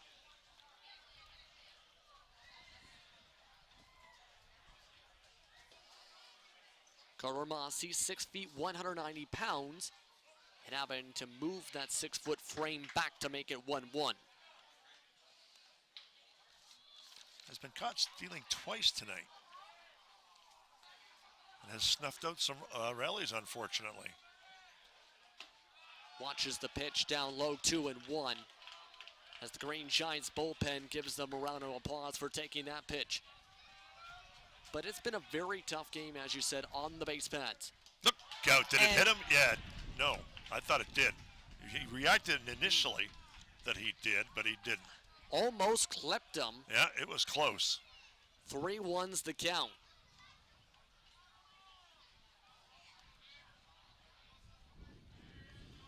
Gonna shake that one off. Well, will 3 be a charm? He's already walked twice. Still no official at bat for MOSSEY, and that will still be the case as he's walked the third time. So a man at first with one out. That's going to set things up now for Cole. Cole looking to get some quality contact here, has made some sparkler defensive plays tonight. And he's 1 for 2. That 1 for 2 includes a bunt. Beautifully drawn up down the right field line. 300 now on the season, exactly 300. Yeah, right on the nose. There goes MOSSEY. MOSSEY going to second. Throw to second, goes into the outfield. MOSSEY will now make the jog to third and get there standing. So he goes from first to third on the steal. Well, a measure of redemption for MOSSEY. And look at this on the replay on the wild throw. Got a great jump way wide of the second baseman. And then MOSSEY on his horse all the way to third. That was Simon who made the shift over from shortstop to second to try and make that play. And by the way, Carter MOSSEY leading the league in stolen bases coming into tonight, 27. Next year's players are 23, 23, 21, 19 by McConnell, Charping, Bertelsmann, and Dunn respectively. And barring anything unforeseen, I don't see him losing his strikeout lead. Yeah, that is for sure. Also been very effective for runs scored as well, Bill. But with that, a little discussion up on the mound after that. 1-0's now the count. And the bullpen's back in action. This is a huge at-bat for Cole. Cole, scoring opportunity. The field is shifted in, and the run can't try and come in as Cole is out at first for the second out. Good recovery by Abica Angelo. It was hit sharply. Makes the recovery, and MOSSEY very alertly decides not to score or try to score. It looks like they moved BELOSO back towards first for that play. Gibson KRZEMINSKI, the 6-foot, 200-pound switch hitter, is now up at the plate. He's also in the hit by batsman club tonight. Watches the first pitch for a strike 0-1.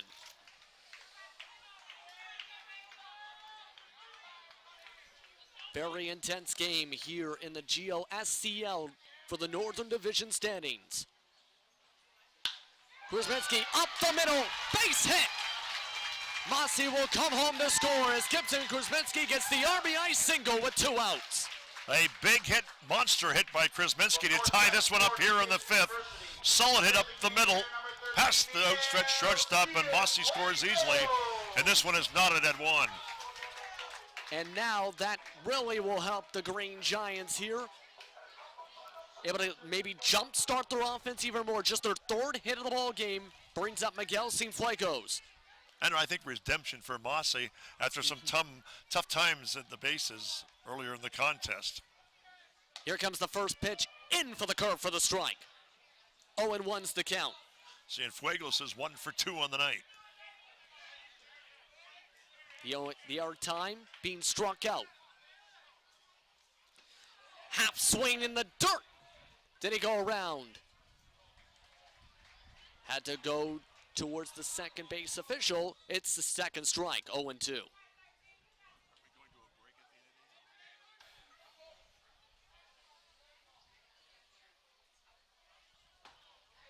Baker took a little bit off that one on the fastball, 1-2. Looked to be a different type of throw style there. 1-2, Cienfuegos has to dance. KRZEMINSKI will just jog slide to second now to move to second.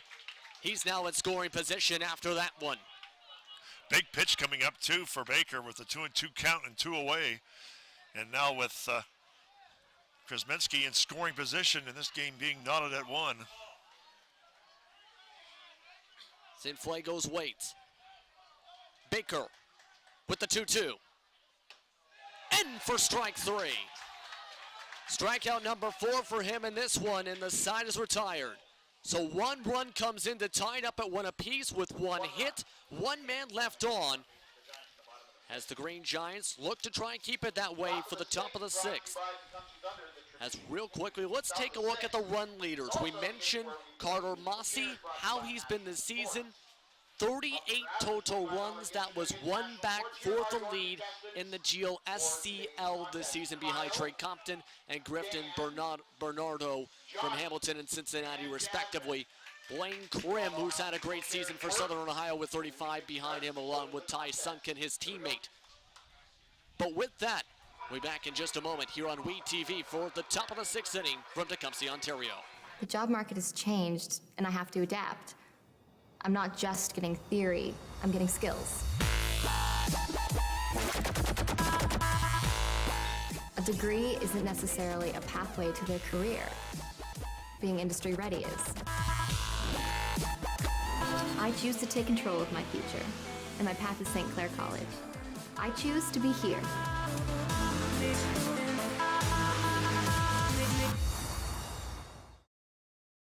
Windsor started a tradition way back of giving us great barbecue north of the border, and you can taste that tradition when you come to Tommy's Barbecue. Dive into Tommy's rotisserie-style ribs and chicken, along with the crinkle-cut fries, coleslaw, and the original hot and sweet sauces. Plus all those amazing desserts like Black Forest cake and strawberry cheesecake. Taste the tradition and so much more at Tommy's Barbecue, 999 Erie Street East. See you there, Windsor. Welcome back, everyone, to Tecumseh, Ontario, as the sun continues to set and the innings continue to tick on down for the top of the sixth inning. We're tied up at one apiece after a run scored by the Green Giants on an RBI single from Gibson KRZEMINSKI. Even things up, Justin Prinzel onside, Bill Kelso. As here's Gage O'Brien's stats so far. In 5 innings pitched so far, 6 hits allowed, 1 earned run, just 1 walk, and 6 strikeouts. Has done a nice job so far. Very nice job. That brings up the next men in the order, the 5, 6, 7 batters, as Diffley watches the first pitch in, just missing the zone for a ball, 1-0. He's 0 for 1 on the night and was hit by a pitch his last time up. Lots of ice packs potentially being handed out at times for maybe tonight. Here's the 1-0. Has to avoid that one, 2-0. You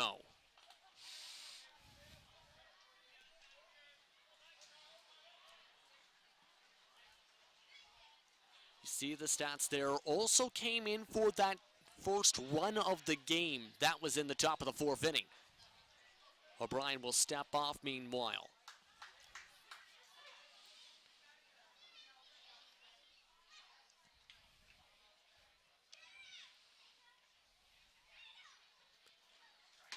The 2-0 in for a strike in the bottom corner, 2-1. Good low strike delivered there by O'Brien. Good location for Diffley. That was his 35th run on the season from the top of the 4th. Swings and misses, though, on a hearty cut, 2-2. On deck would be Simon.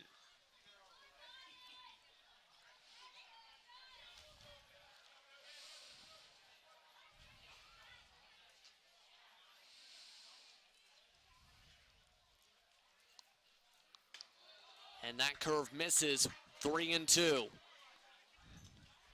So a full count here. Very important action pitch once again. Doesn't want to lose him. Not here at the top of the 6th inning with the game tied. And the action pitch bounces in the dirt and off the catcher's mask. Either way, Diffley will just make the jog to first and brings up Simon now. You don't like putting a runner on with nobody out to start an inning, especially as we get into the latter stages of the contest and a tight game to boot. Yes, especially in a big matchup like this with the standings. How many pitches for O'Brien so far, Justin? I know you keep good track of those for us. With that pitch, that was now 51 strikes, 29 balls. 80 pitches. So he's starting to get a bit up there. Simon just misses the bunt attempt. It's 0-1.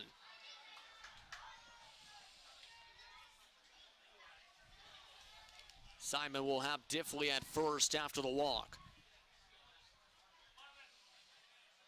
Trying to bunt again, pulls it back, backs off the plate, 1-1. Simon is 0 for 1 officially tonight. 31 of 127 on the season.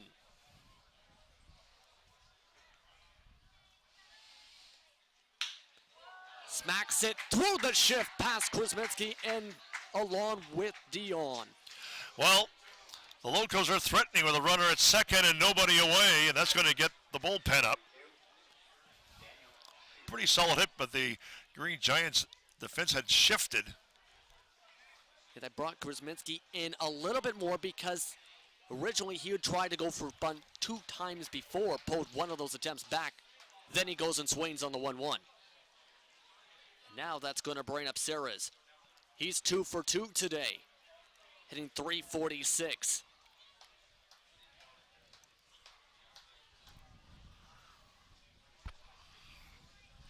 Green Giants now have a right-hander up in the bullpen. Very tight inside, 1-0.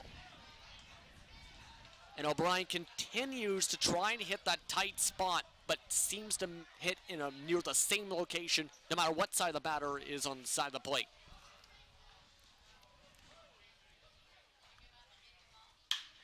This time up the heart of the plate, but directly towards MOSSEY. Blows into right center and gets the first out. And Dion will try and get the out at second on the tags, but just unable to do so. So both men move to scoring position at second and third with 1 out. Ball was hit deep enough that you knew that both runners were going to certainly advance, if not try to advance, but the Green Giants, MOSSEY, trying to get the guy at second and just missed. Yeah, and you see Dion tried to charge towards there, but either way, they were going to be safe for very close at second, but both men able to move on. And here comes Chico LeBuc coming out of the dugout. Well, the second and third, 1 out. They might walk him. I'm just trying to remember if the next batter, Castelblanco, is a left-handed hitter or not. We'll have to look up our numbers because he would be the batter if the next batter, if they walk this one here. Davis is a left-handed hitter. Castelblanca is a left-handed hitter, well. so not easy, but at the same time, makes me wonder if they'll do the intentional, or of course in this league you can just say he walks, but let's see what he does, or does he go right after him? And that's a right-hander up in the bullpen now for the Green Giants. Big portion of the ball game with 1 out in second and third. If O'Brien could use a K, he'd certainly use it here, and he struck out Davis once already. Tried to go for the bunt, but doesn't make the contact with that one. Suicide squeeze. And he's 1 for 2. The time he has gone on base was a bunt for Davis too.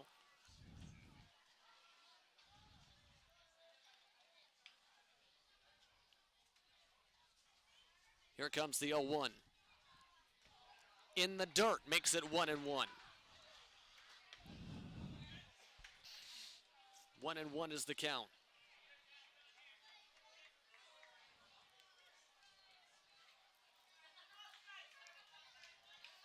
The one in the bullpen is Jacob Moskowitz, who comes into tonight in the top 5 in ERA in the league as a starter. This one hit foul down the right field line. Not by much either. That could have potentially been maybe a single if Jones couldn't get a glove on that. It's 1-2. No, I don't think he would have had a shot at it where he's playing. That was close. Men still at second and third with 1 out. The first and third basemen are shifted away from the bag a little bit. Well, they're trying to prevent the run. This one. They're not going to do it, though. Smack to Cole. But then maybe not. Cole's got a great arm. Let's see. And this That's one, off target. Crump unable to get towards the plate with the throw off line. And now it's 2-1. Locos on the sacrifice fly. You can see here, Cole tried to throw it there.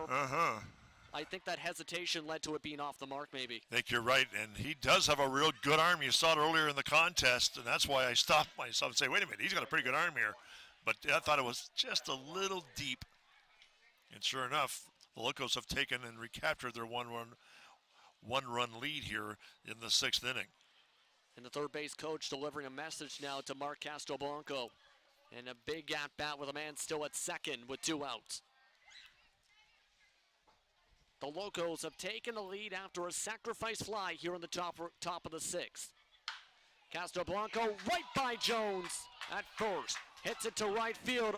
Around comes the runner. Good throw by Ornelia, but able to hit the mark, as that'll make it 3-1 on the RBI single. Good speed by Simon to go from second all the way home on the single.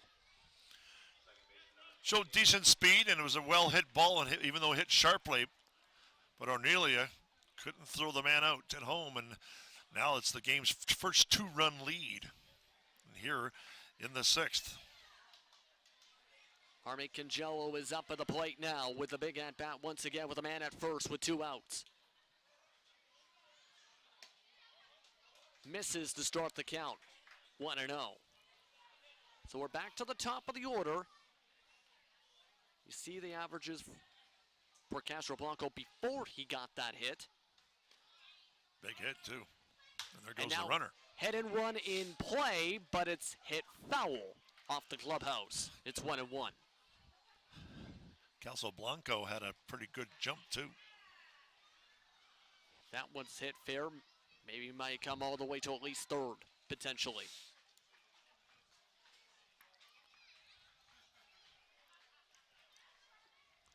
O'Brien with the 1-1.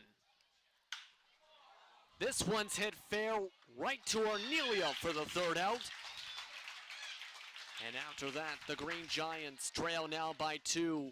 1 man left on, 2 runs scored, a couple hits for the Locos as we head to the middle of the 6th inning. Our own Aaron Sanders is now standing by next to the Green Giants dugout. Aaron? All right, gentlemen, thank you very much. Joining me is one of the pitchers for the Green Giants, Steven Stretzoff. And Steven, your thoughts after seeing about 6 innings of play here? Well, right now it's a pitcher's duel. We don't have very many hits. We need to pick that up, but we're battling, trying to get some runs across the board. And you took care of business late last night. Miguel Cienfuegos had a stellar pitching night, and you cleaned it up. How can you describe the type of game you were having last night? Well, I knew how to go in there throwing strikes, doing what I can to get the team out of there. So got to strike people out, and that's what I did. This is a very important game, of course. I know it's like beating up a dead horse when I mentioned this is a big game with big implications. How important is it to maintain composure in a series like this? Everyone has to stay close, and doing their job. We can't let all these media guys going out there. Everyone has to do their job and play their part so we can win this game. And we'll see what happens here. Thank you for your time, Steven. Steven Stretzoff with the pitchers for the Green Giants. Now we go back to JP and Dollar Bill. Thank you very much, Aaron. As right now we head towards the bottom of the 6th. Very important to keep composure here. Dollar Bill, Bill Kelso alongside me. I'm Justin Prince. And what has been a very wild game. Green Giants, though, still only have 3 hits as they'll lead things off here with Harrison Jones, followed by Gavin Homer, Matthew Ornelia. So 5, 6, 7 hitters. Got to get things going here. Starts off with a curve up high, misses 1-0. And Baker's still in the game. They continue to keep him into the game. As Jones hits this directly to the second baseman and is thrown out. Sharply hit, but right to the second baseman, Michelangelo, and he made a nice play, but an easy play. And Jones out easily at first base, but again, directly at the second baseman. And that's going to be a 4-3 ground out. That brings up Gavin Homer. No question the Green Giants hit better last night than they are tonight. And they're going to certainly need some timely hits and runs to get back into this one as this game progresses. Here comes the first pitch from Baker, meanwhile. Homer directly to the third baseman and gets out number 2. Well, this was a little tougher ball to field, but Diffley made a nice play on this ball.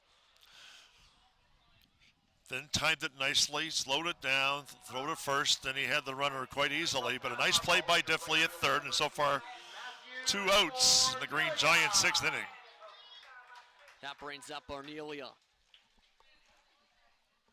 Ornelia looking to get some good contact. He's 0 for 1 officially. Watches the fastball up high, 1-0. And for Baker, he's now into the 90 pitch range. That's still more balls than strikes. 54 to 45 is that ratio. Ornelia again to the second baseman, but bobbles it. Throws it to first. He's safe. And Ornelia is able to get on base. See how they score this. Very close play at first, that's for sure. Look at this. Did he get him? No, he didn't. It was close, though. Very close. That was Army Cangello who bobbled it at second. Then it was the throw to Beloso that was just late after the recovery. Ornelia is now at first after that. Brings up Alex Crump, the catcher.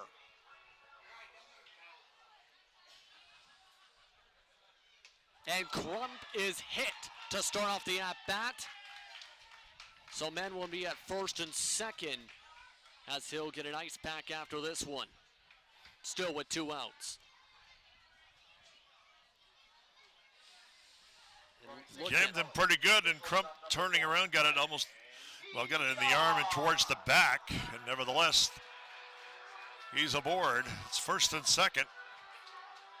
We're going to have a discussion up on the mound. With 2 out. Bullpen is up again and throwing. And it looks like they might be signaling to bring in a new pitcher here. See if they let Baker keep the ball is the question. They've been warming up pitchers at times for 3 straight innings now. And Baker is near that 100 pitch mark. In fact, just hit that 100 pitch mark with that hit pitch. He's going to stay in there still. One thing we could note is they did not, on the play by Ornelia, the hit to second baseman, have not scored that yet as a hit or an error. So I don't know what that's being scored. Myself, I think it's an error, but did they give him a single? It looks like they have scored that. Now they just scored. May put it up on the board. Okay. And Dion tries to go for the bunt. Misses as it'll be strike 1. And both runners thought about going there too. This is a huge at-bat here in the 6th. Huge scoring opportunity for Dion. Watches strike 2. Just his potentially second official at bat. He's 0 for 1 today.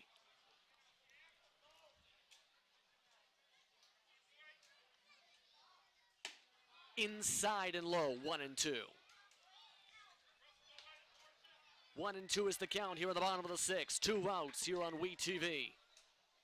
Green Giants have the potential leading run up at the plate. Swings it in the dirt. This would be strike 3 as it rolls to the backstop. The bases are now loaded. Green Giants catch a break on the pass ball. Obviously, they had the strikeout. It would have been the end of the inning, but nevertheless, they stay alive. And look at this. It gets by the catcher. It hit him. And all the way to the backstop, and the bases are now loaded for MOSSEY. It looked like a bad break of a bounce because it went off the ground and off the mask of Sarah's all the way to the backstop. That's going to bring up Carter MOSSEY in a huge at-bat. Well, MOSSEY, who has not had an at-bat officially, has walked 3 straight times, and there's nowhere to put him this time.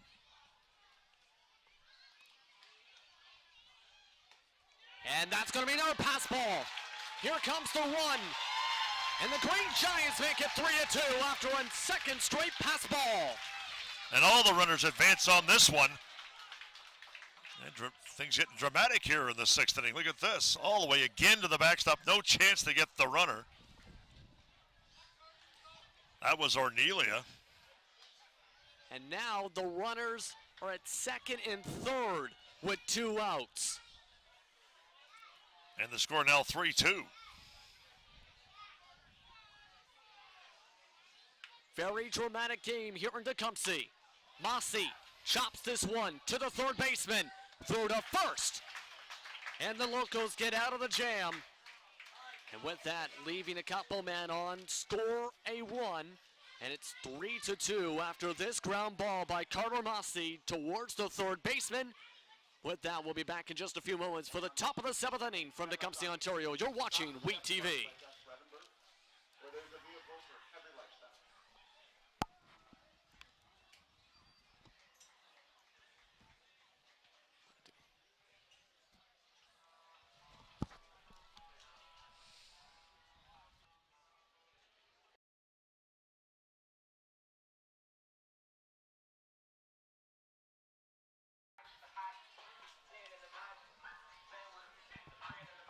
It appears we're staying here. Jacob Moskowitz is coming onto the mound for his 9th appearance of the season. 6-1 record, 1.26 ERA for him. 50 innings of work, 25 strikeouts, and 16 walks.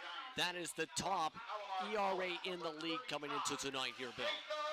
Tremendous pitcher. Look at the stats. 6-1, 1.26 ERA, 50 innings pitched, 16 walks, 25 strikeouts. Tremendous for so far for Moskowitz. And with that, we'll be back in just a moment to see how he will fare out of the bullpen. You're watching WHEAT TV.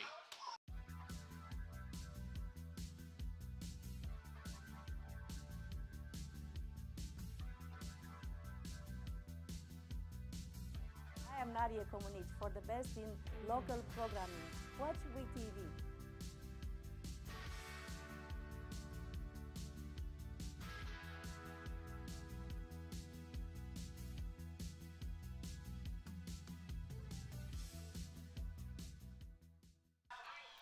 Welcome back to Tecumseh, Ontario for more Green Giants baseball here for the top of the 7th. The Locos holding on to a 1-score lead. For your play-by-play for the 7, 8, and 9 innings, we go to the icon, Bill Kelso. Thank you, Justin Prince.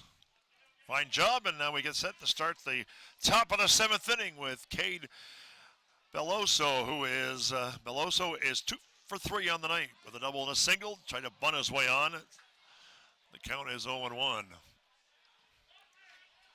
Moskowitz, a real good pitcher. Curveball up high, it's 1-1.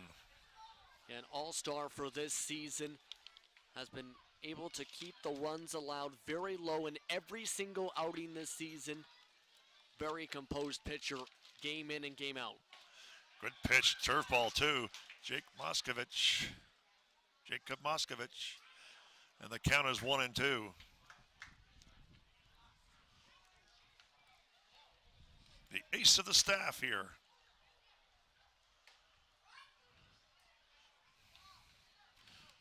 Well, they're resting him for the playoffs after this game anyways. He won't pitch Sunday, unless it's a dire thing here. I don't see him going on Sunday at all. Count's now 3-2. And when you have a high-pressure situation, why not bring in your ace? Why not try and close out this game well? Belted foul down the left field line. Count remains 3-2.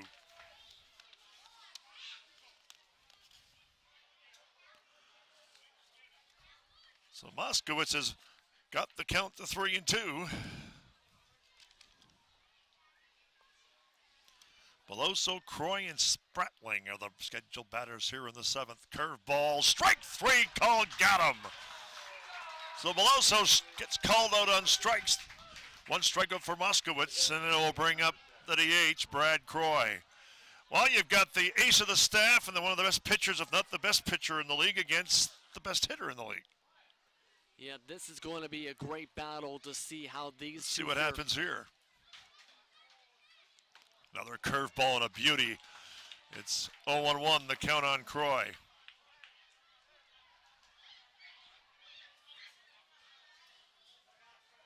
The 0-1 in the dirt, it's 1-1. 1-1 to Brad Croy. Weather's still beautiful here at the ballpark, Justin. And nice and cool. Breeze continuing to blow in the right field. Count now 2-1. 2-1 to Croy. Malik Spratling waits on deck. The 2-1 curve ball hit to shortstop deep. Down long throw to first. Oh, and Jones in a collision with the runner has been shaken up. That was a nasty collision at first base. And he's lying face down on the ground. He went up in the air to get that one. That was a great effort to try and get that ball to try and get the out. But he definitely paid the price for it there. Training staff immediately out to see if he's okay.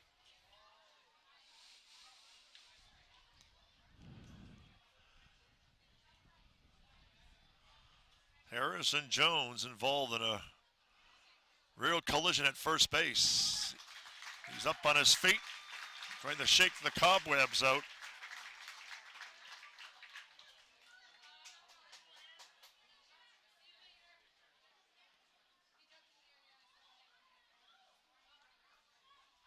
And that was a scary play, to say the very least.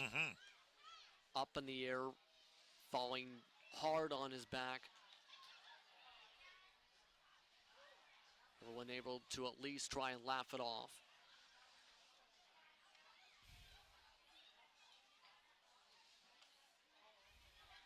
See, though, if they keep him into the game, that's the question.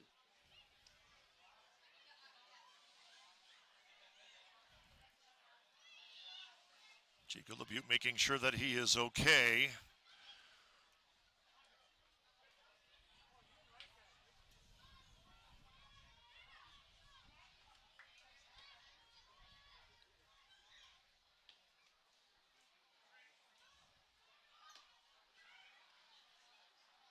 Looks like they're making a signal from the bullpen. Going to bring him some water.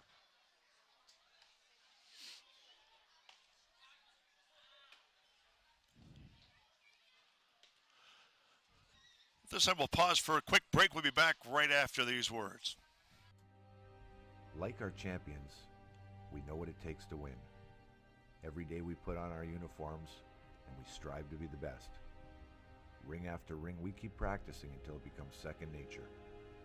Our craftsmen have put in thousands of hours to master their trade. And when things get tough, we make the adjustments needed to stay on top. Baron Championship rings. This is who we are.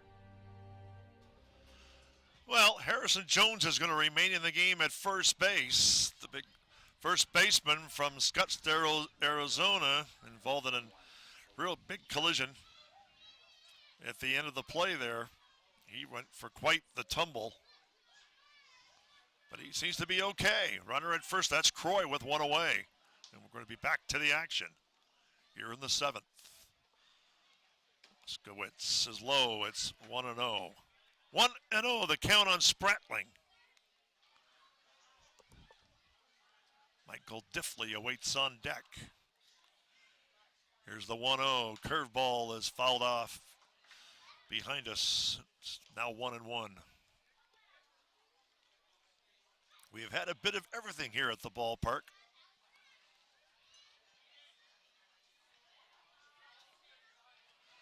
And the pitch is swung on and belted into left field. This ball is way back towards the fence. Nice diving play by Cole. Makes the grab, and that is his third excellent defensive play of the night. David Cole. Look at this. That was a very challenging catch. Take a look at how he's able to track that one down. Has to move at the last minute. Dives head first. Able to make the play and get the throw back in quickly for the second out.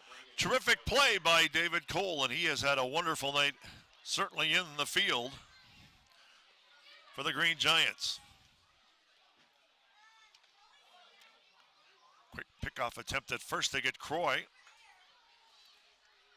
And the batter is Diffley.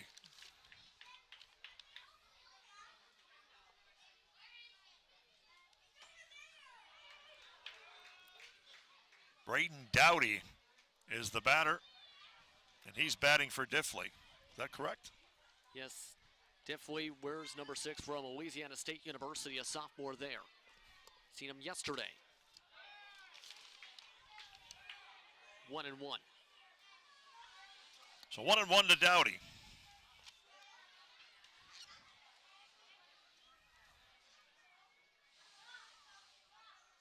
And the pitch.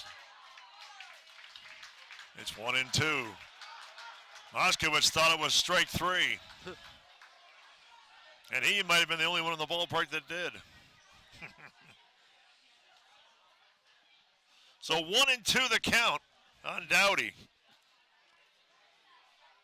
Jacob Moskowitz.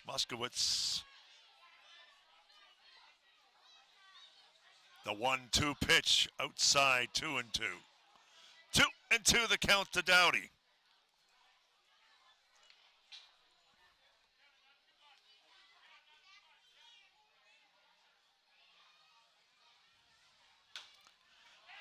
Off the plate, but it's going to go right to Crump. Throw to first, and he gets him, and that ends the top half of the 7th inning. 2-3 if you're scoring at home. No runs, 1 hit, and no errors. And the scores, we come to the bottom of 7. Locos lead 3-2. Justin? Yeah, this game is starting to come together. Good start to the outing out of the bullpen from Moskowitz. Now, can he keep the consistency? That's the question. Let's look at your 7th inning stretch scoreboard. Meanwhile, why don't we? As there's 7 other games in the league going on tonight. We mentioned that big matchup earlier. Grand Lake coming up on top of Saginaw. 16-12 was the final score there. Then the Muskegon Clippers and Lake Erie in a doubleheader. 5-1 was the result of the first game. Then it's 4-0 for the second game at the bottom of the second. Muskegon not able to catch up in the standings now to Saginaw after a loss. 16-3 is the score for Cincinnati over Xenia in the bottom of the 8th. Absolute hitting clinic there. Bottom of the 7th, meanwhile, for Gowie and Hamilton. Very much a pitcher's game in that one. While Southern Ohio is up 7-0 over the Irish Hills Leprechauns in the top of the 8th.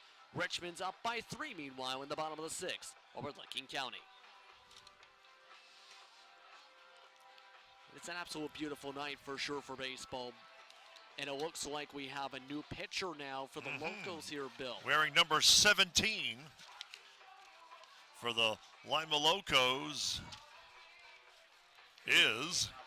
And we talked about this a little bit. They've been warming him up off and on for 3+ innings to try and get him in potentially for Baker. A few times thought they were going to bring him in. And now electing to do so now that Baker settled on down for the bottom of the 7th inning. So a new pitcher. Just waiting to get the name because we don't have his number on the roster. And look at how nice this guy is. While there's been a lot of clouds today, the sun has been able to set down a lot, but the pressure is now on for Cole, who made his 3rd spectacular play in the field. Get the name of the pitcher? So David Cole will face the new pitcher. We're waiting to get the name. His number's not on the lineup. Look out, and it got him. So Cole has been hit by a pitch.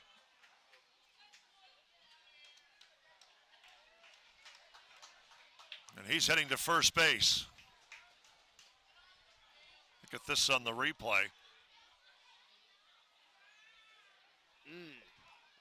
Right into near the knee on the left leg.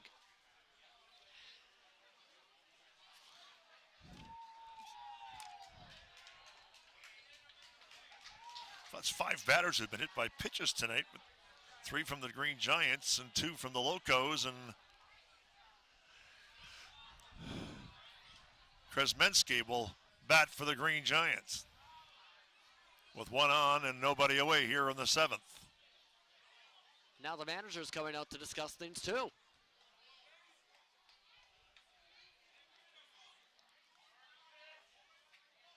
There's been a lot of hits batsmen here tonight. I don't know what else to say. Now words being exchanged, and he's been tossed from the game. He's been thrown out. They've thrown the manager out.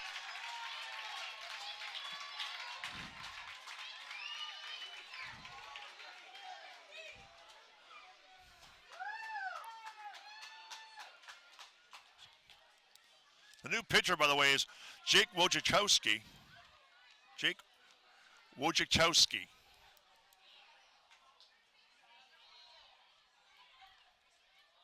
But at this point, he can make all the case he wants. He has been tossed from the game, the manager here tonight. With a 3-2 game.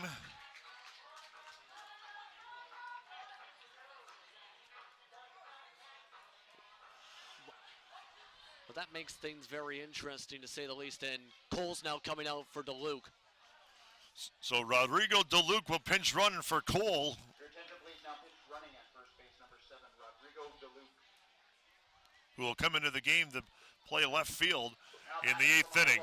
He'll bring up KRZEMINSKI, who has 1 for 1 tonight. Head coach Jared Gaynor has been ejected from the game.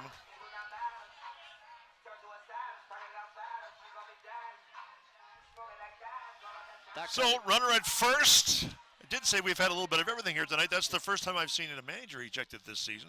In fact, I think it's the first time I've seen a manager ejected in the 2 years I've been doing this baseball. Can't recall that so far. So doesn't happen often. We did have a pitcher who was tossed last night who was going to potentially come out anyways after a hit batsman after the 2 runs scored by the Green Giants. He wasn't tossed apparently. Apologies for that. He was coming up, but that he wasn't going to be ejected, however. Nevertheless, runner at first. Nobody away. It's in the dirt. Scrambling to get it to Sayers, and he's going to hold on. 1-0 count to KRZEMINSKI. This game's tight. It's 3-2 in the 7th.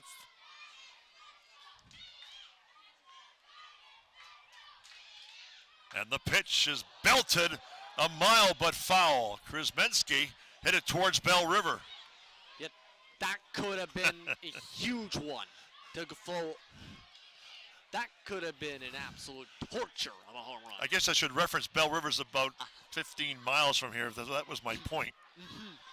He hit it a mile, but it was foul.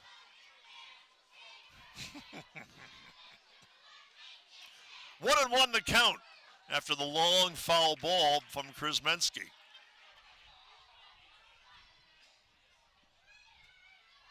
And the pitch, there goes the runner to Luke. It's into shallow, but it's going to be caught, and they're going to double up DeLuke.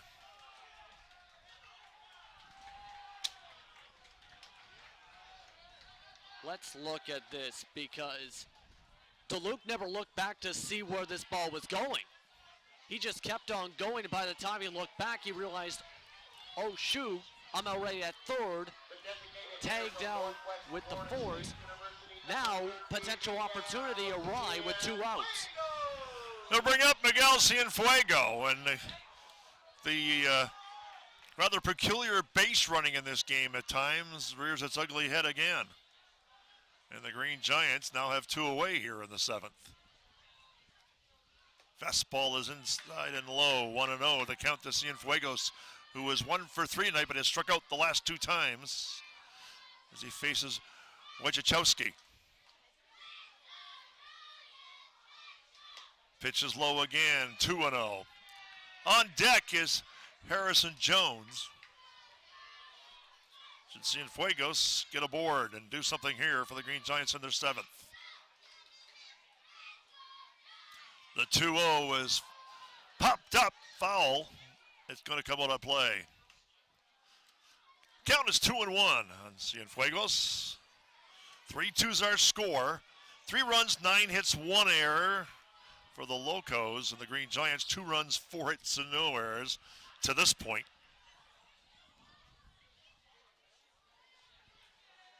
And we've got a nail biter here.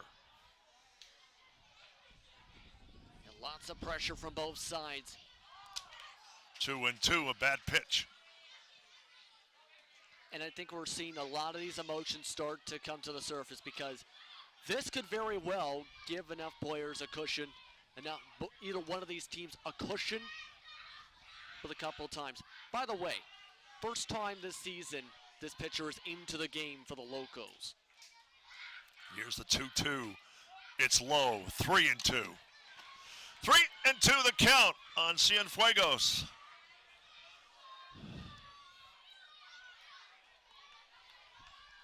And the payoff pitch. And he walked him.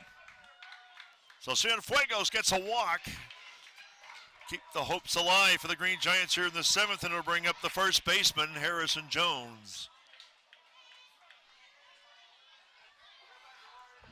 Jones is 0 for 3 tonight. And they need him to get his first hit potentially here. Because while it's the bottom of the 7th, there's been a lot of momentum riding throughout the game today. The Green Giants need to try and capitalize it and try and get some good contact. Pitch is hit into right field, but it's going to be caught. Castablanco is going to put it away to retire the side for the Locos. No runs, no hits, and no errors. And the score at the end of 7. The Locos 3, the Green Giants 2. We'll be back with more baseball right after these words. I learn by doing. I learn by reacting to a situation. St. Clair puts me directly into my industry. I'm dealing with real patients, real life situations. It's not just theory, it's not book work anymore. I choose to take control of my future and my path to St. Clair College. I choose to be here.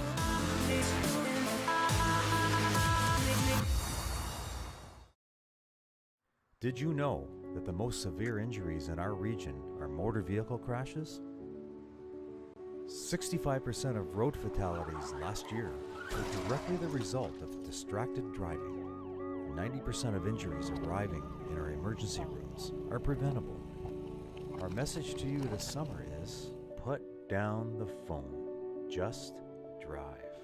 Let's work together to keep our trauma stretchers empty. We are back at the ballpark here at Lacasse in Tecumseh, Ontario, as the Green Giants trail the Lima Locos 3-2 to get set to start the 8th inning. So Tyler Simon, the shortstop, will face Moskowitz here in the 8th. Yeah, they need Moskowitz to have the same kind of mentality to start off in the last inning out of the bullpen. Look out, it's in tight. Didn't hit him. It came close. As mentioned, DeLuca is playing left field in place of Cole after Cole got hit by a pitch. Was taken out. Curveball is swung on and hit into shallow right center field. Tracking it down as Ornelia one away in the Locos 8th inning rather. Yeah, decent contact there, but directly towards the outfield. Easy catch in the outfield, track down from right center field to be able to caught by Ornelia. Now one out. It'll bring up Sears, the catcher. Outside, 1-0. And you've seen the pressure from the dugouts right now. Daniel Sears, the count 2-0. 2-0 Sears, and he's had a good night. He's 2 for 2 officially, a double and a single. Look out! Counts now 3-0. 3-0 to Sears.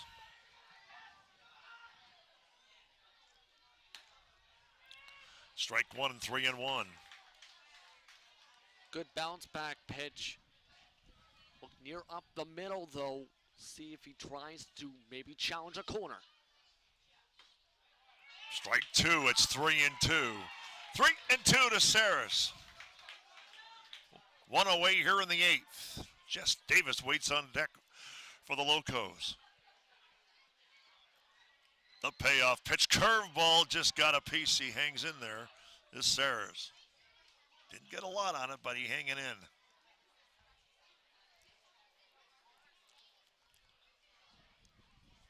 This is an absolutely huge pitch once again. The payoff pitch is low and he walked him. So Moskowitz walks Saris. Will bring up Jess Davis. And remember, Davis, he's gone for a lot of bunt attempts tonight. He could potentially do so again and try and speed one out Question is that what they're going to try and signal for him, especially in this high-pressure situation? Do they risk maybe going to 2 outs and utilize Davis' speed? Pitch is low. It's 1-0 to Davis. Wasn't showing bunt there. Batting .182 on the season.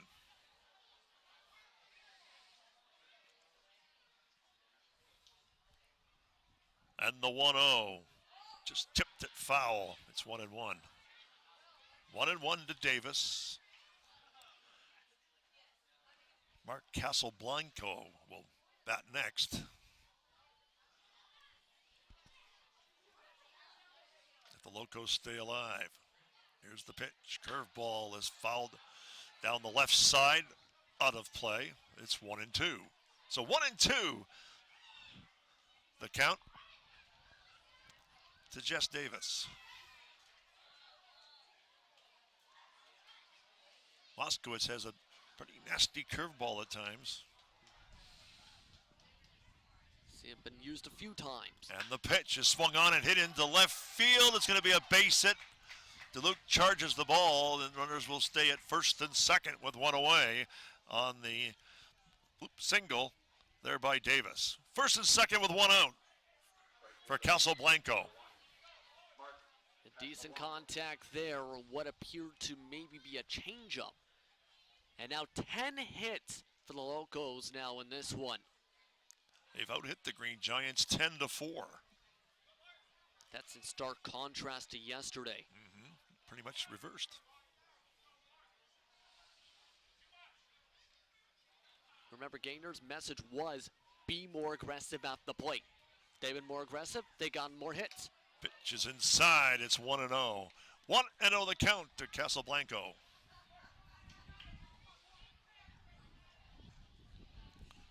Casablanco's a tough out.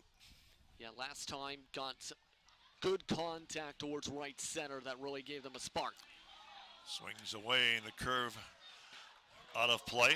That may hit a car on the way by. Yeah, I think it 100% did. In fact, it's now bouncing in the street. That was from a car passing by the ballpark. That was a drive-by. Here's the pitch. It's popped up. Harrison Jones is going to track it down and make the play. And there is 2 away here in the 8th inning.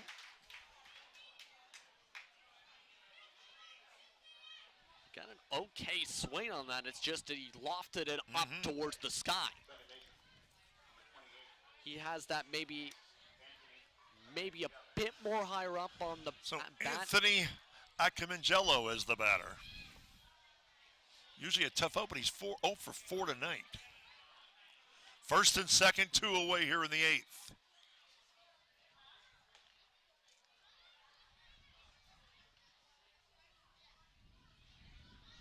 Pitch in for a strike. It's 0-1, the count to Acamangelo.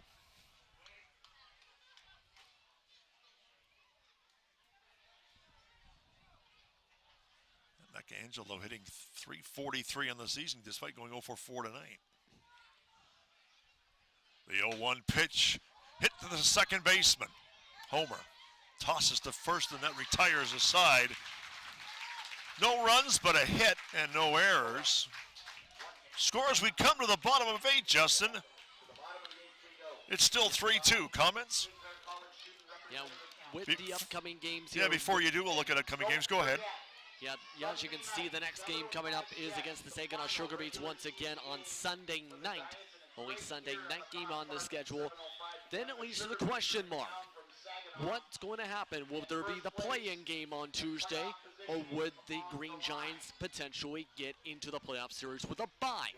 That could all be partially figured out with tonight, depending on how things lie out here, because if the Green Giants get the win, they go to a 1.5 lead for the North Division standings and the GS in the Great League Summer Collegiate League standings. If they lose, Locals retake that lead by half a game.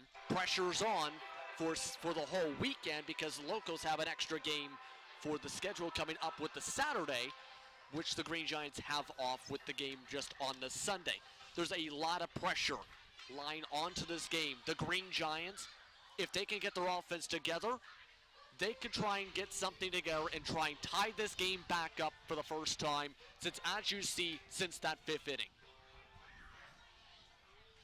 It'll be very interesting. That's a look at our scoreboard.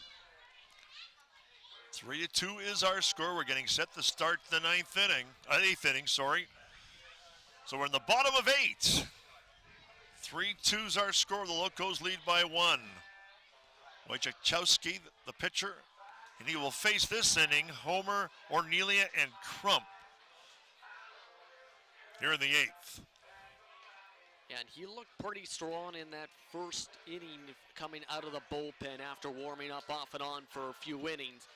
Now the question is, how will he be able to fare? How will his locations fare, especially with some challenging batters in this part of the lineup for 6, 7, 8?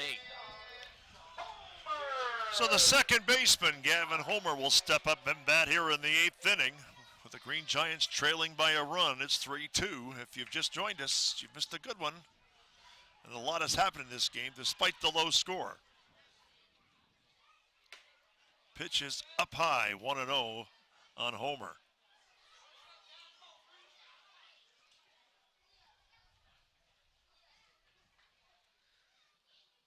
The 1-0 pitch is low. It's 2-0. 2-0 to Homer. Yeah, both of them just missing parts of the zone. Expect them to be more in. Fastball low again, make it 3-0. So 3-0 the count on Homer.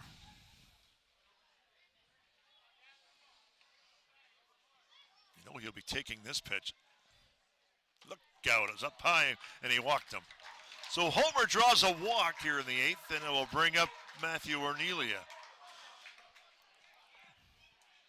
Ornelia is 1 for 2. Safe on a play the other inning, a couple innings ago. So the left-handed batter Ornelia against Wojciechowski. And it would be huge to get some good contact here. See him be paid. Look at this. And they call it a strike. It's 0-1 to Ornelia. Locos are moving in pretty quick, literally on top of Ornelia. That tells me they're looking to get the runner at second. Yeah, Beloso was charging that ball when he went for the bunt. There's a shot hit that was wide to the right side. Now the count is 0-2. So 0-2 to Ornelia. And now he has no choice but to try and swing it at this one. But with how this inning has gone and how there's already been 10 balls thrown to just 7 strikes, see him be patient. Pitch is now 2-2. 1-2, sorry. 1-2 the count on Ornelia. And that was the pitch out there. They're really trying to keep Homer at bay at first. He has decent speed, that's for sure.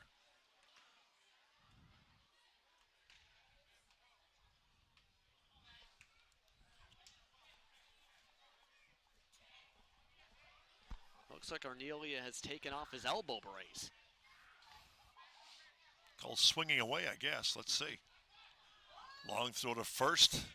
Diving back is Homer. He has certainly gathered the attention or garnered the attention of the Locos. Yeah, especially with the base running tonight. I think they want to make sure to keep them at bay, especially with one throw going overhead. Curveball is popped up in the air. Pitcher calls 40, he's going to make the play, and there's one away here in the Green Giants' 8th inning. Speaking of overhead, heads up play there from the infield. That was skied up on the pop out. The pitcher able to make the quick catch, gets out number 1. We'll bring up Alex Crump, who's 0 for 2 on the night. Keep in mind, last night he was 2 for 3. Was hit by a pitch his last time up. Had to twist around and hit him in the back.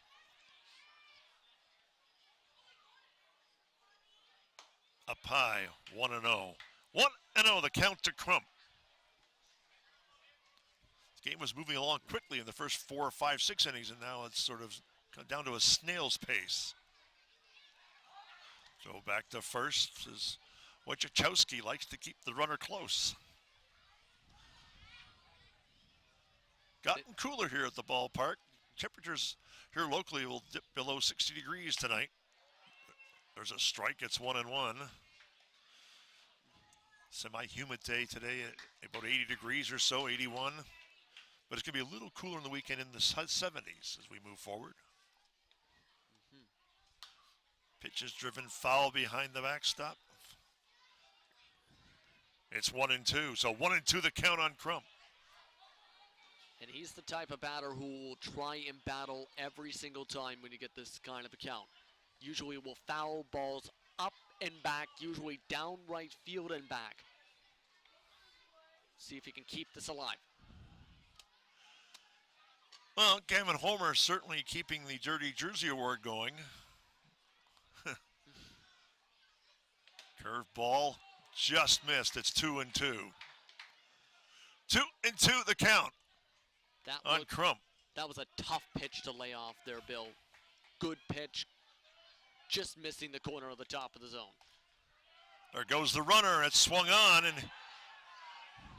hit into the shallow center field, but going back to first base is Homer. And there are 2 away in the Green Giant 8th. And it'll bring up the shortstop, Kevin Dion. Yeah, easy play for the outfielder. But Homer had to really slide on back and make that jersey even more so dirty because the hit and run was in play.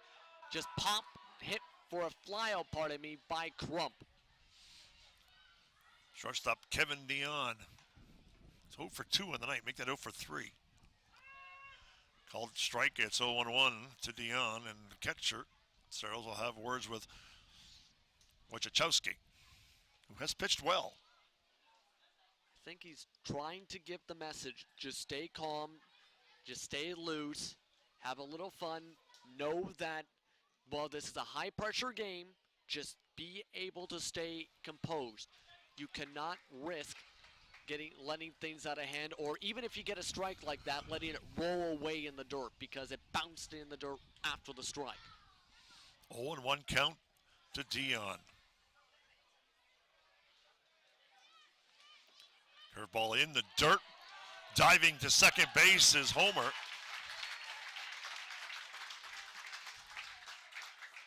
I think it was going no matter what. It looked like he was going before that went in the dirt. Just with how the pitch went, it helped Homer be able to get safely. He was at second safely, easily. Probably the second fastest runner on the team behind MOSSEY. Those two are pretty quick. Yeah, there's a lot of good runners on this team. Those two are amongst the elite. Runner on second, 1-1. Pickoff attempt. And he is going to be out at third base on the pickoff attempt. That ends the Green Giants' 8th inning as we get a look at this on the replay. Absolutely huge miscommunication or something there. Forced to try and go to third. Tagged out. That is huge for this game. Absolutely huge. Yeah, you're right. No runs, no hits, no errors. We come to the top of the 9th. It's 3-2. We'll be back right after this. It's new, it's fresh, it's innovative. It's WeTV, Windsor Essex Television, and you can watch it anywhere. www.we-tv.ca is the place to be. If it's sports, entertainment, or community events, WeTV has what you're looking for. The people, places, and faces of our community are front and center on WeTV. Check out www.we-tv.ca for what's being webcast live. WeTV, we got you covered. A staggering 40% of all majorly injured patients in Windsor, Essex are impaired by alcohol or marijuana. When you go out, it is your responsibility to make plans for a sober ride home. Designate a sober driver, call a taxi, or use public transit. The choice is yours. Drive sober, get home safe. Or the next ride you get might not be taking you home.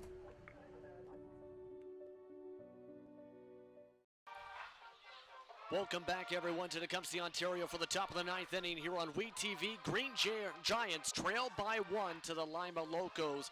And what has been an action-packed game where we've seen just about everything. I'm Justin Prince. Alongside me is Bill Kelso. And with the new inning, there's a new pitcher, the closer, in Stephen Butts, to try and keep this game settled on in with this 3-2 score. He wants to keep the score 3-2, Justin, when the Green Giants come up in their 9th inning, as they have 3 outs remaining at this juncture. So CADE BELOSO will be the first man to face Butts. He's a left-handed batter. In fact, I think the next 3 batters are all left-handed. I know the next 2 for sure. Croy is left-handed. Croy's a right-hander. And Spratling. Here's the first pitch. Swung on and fouled off. What's Spratling? Right-handed. So they're both right-handed after BELOSO. And quickly, you can see Butts 4-3, and watching one sail up and trying to keep that 4.6 ERA. And Jones makes the play in foul territory, and there's one away here in the top of the 9th inning. Good play by Jones.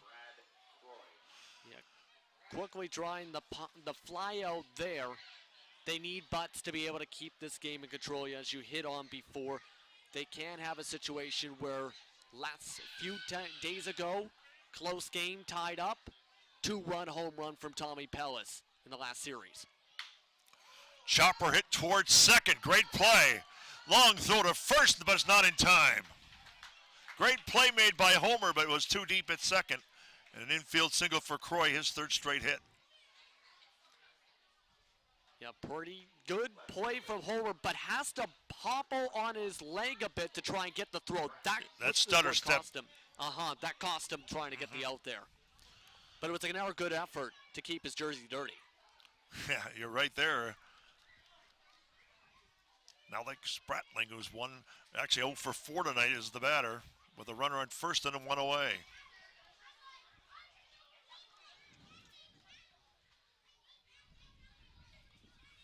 Here's the 0-1, hit sharply to third, throw to second for 1, back to first.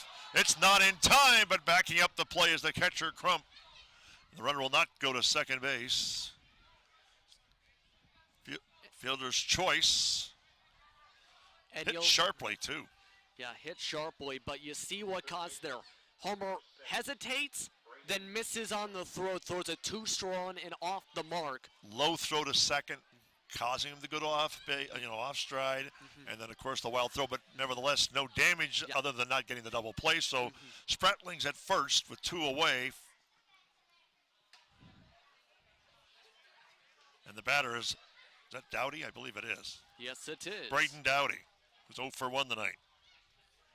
He replaced Diffley. Quick throw to first base. Did he get him? No. Nice pickoff attempt there by Butts. Spratling has good speed on the base pass. He's got a piece. The count is 1-1. 1-1 the count to Dowdy.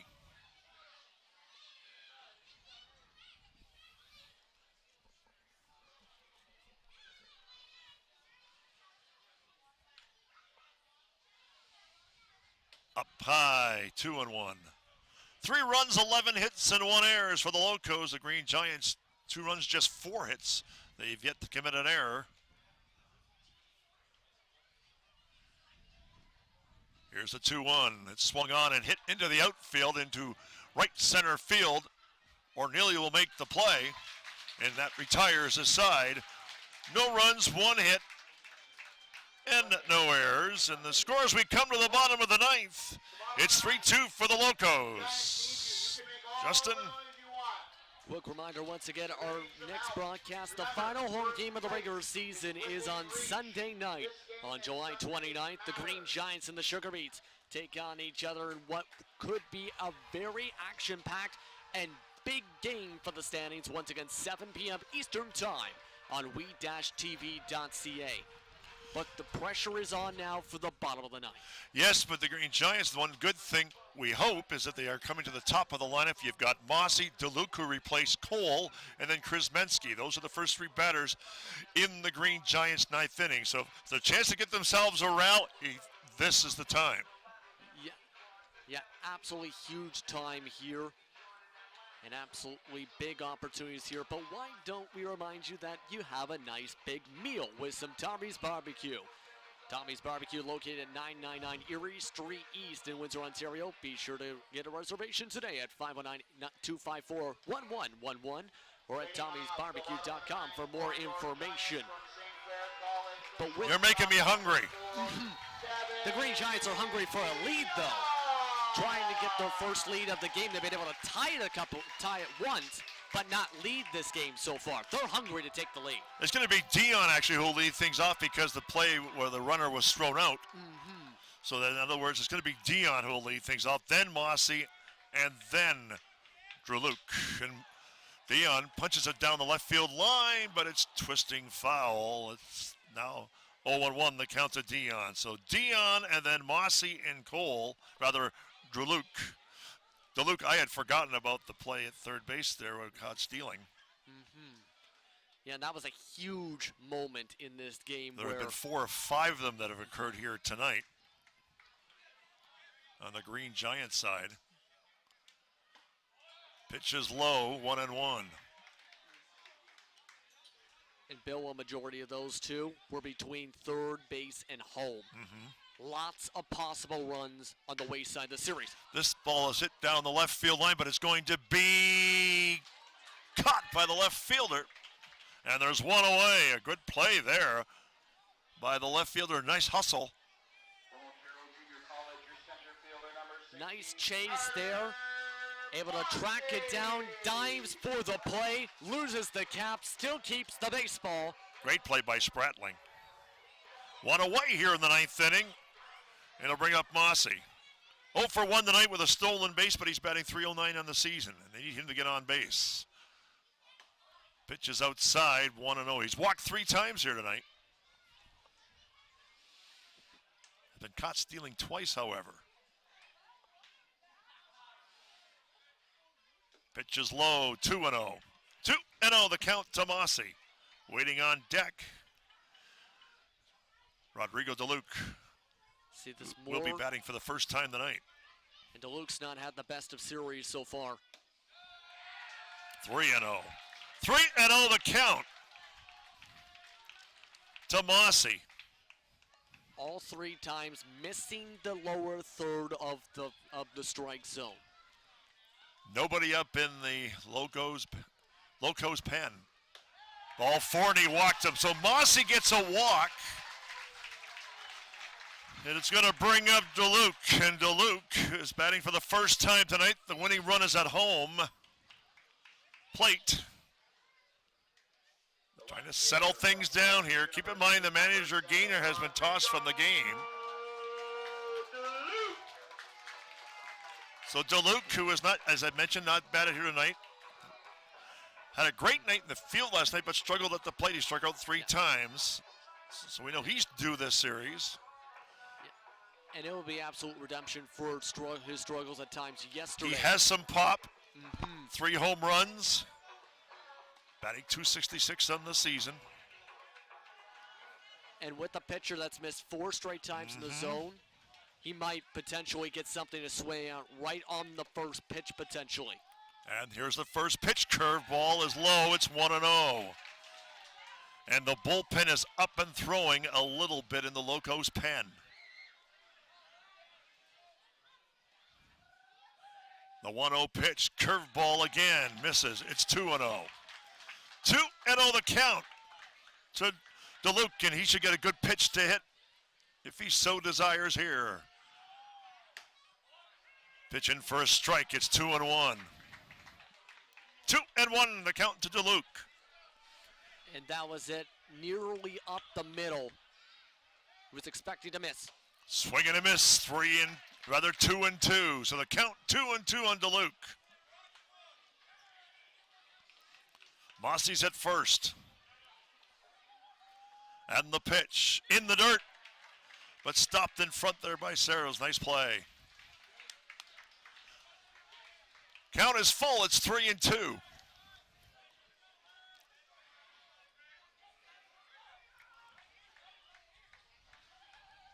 There goes the runner, and it's hit into the shallow center field. Mossey will go back to first base, so the center fielder makes the play, and the Green Giants are down to their last out. Jess Davis with the play in center field. Number 23, GIBSON. Yeah, and Duluth just couldn't get the best contact, only decent contact. Lops it right up for the flyout, and now another man with a good bat in terms of power is up at the plate. Big pressure for KRZEMINSKI. Gibson KRZEMINSKI, who was 3 for 4 in the series. 1 for 2 tonight officially. Pitch is low, 1-0. 1-0 to KRZEMINSKI. Green Giants down to their last out here in the 9th. Trailing 3-2, runner on first, 2 away. And the pitch, there goes Mossey. Throw to second, and he is safe with a stolen base. So Mossey puts himself in scoring position. 2 away now with a runner on second base, and the dramatics continue here at the ballpark.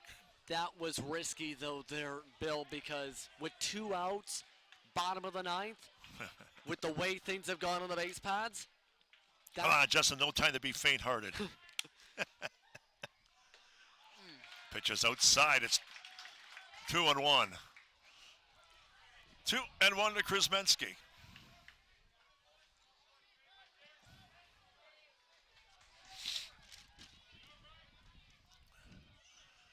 And the pitch swung on and belted into right field. Off the fence, the run will score. The game is tied 3-3, and KRZEMINSKI gets a base hit.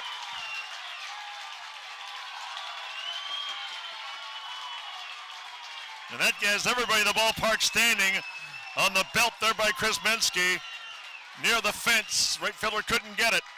And this game is tied at 3 here in the 9th. Great contact. Great momentum rally there. And now, the second time today, we are tied up in this game. Huge at bat, and Cienfuegos has a big opportunity here. Designated hitter from Northwest Florida State University, number 13. It looks like there's going to be discussion now on the mound after that big hit. One of the assistant coaches, I think, is coming out from a mound visit. And we're going to get a pitching change. I think he signaled with a pen. Yes, he has. So we're going to get a new pitcher in the ball game with the game tied at 3 and 2 out here in the 9th inning. Yeah, this is a lot of pressure now for Troy Cordry, the right-hander. And we'll have more information about him when we come back here in the bottom of the 9th on WE TV.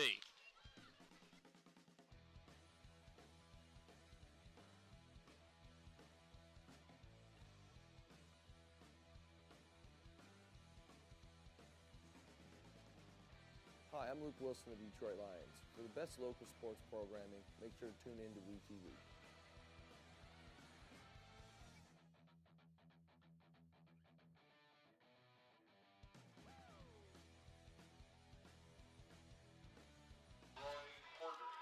Welcome back as a new pitcher is into the game in the bottom of the 9th with 2 outs.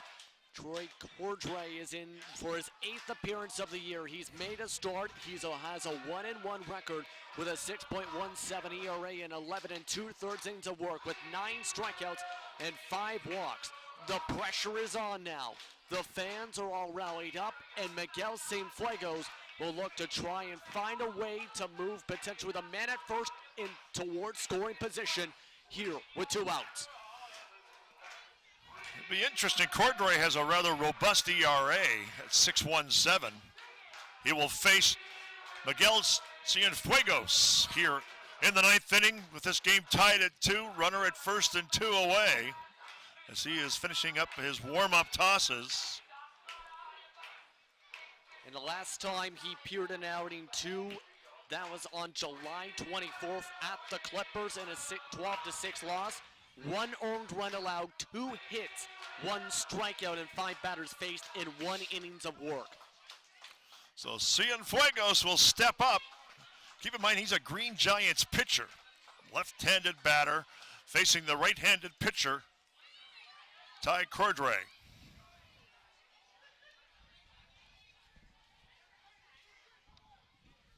Troy Cordray.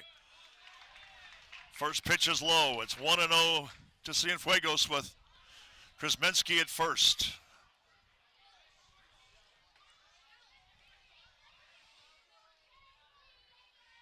And the 1-0 is swung on and belted foul down the right side. It's 1-1. 1-1 in Cienfuegos.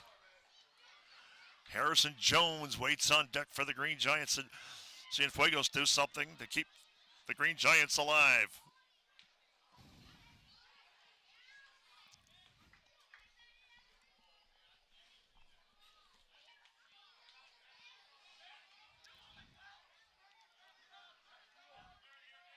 Here's the 1-1. Just topped it foul. It's now 1-2. 1-2 to Cienfuegos. He's 1 for 3 tonight, and he struck out twice. And was also walked. He walked his last time up.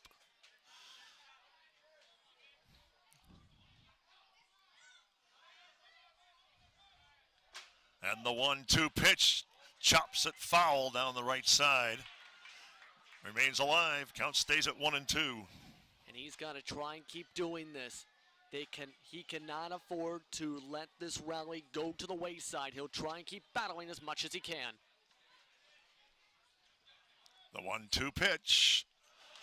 Just got a piece of it. Count stays at 1-2.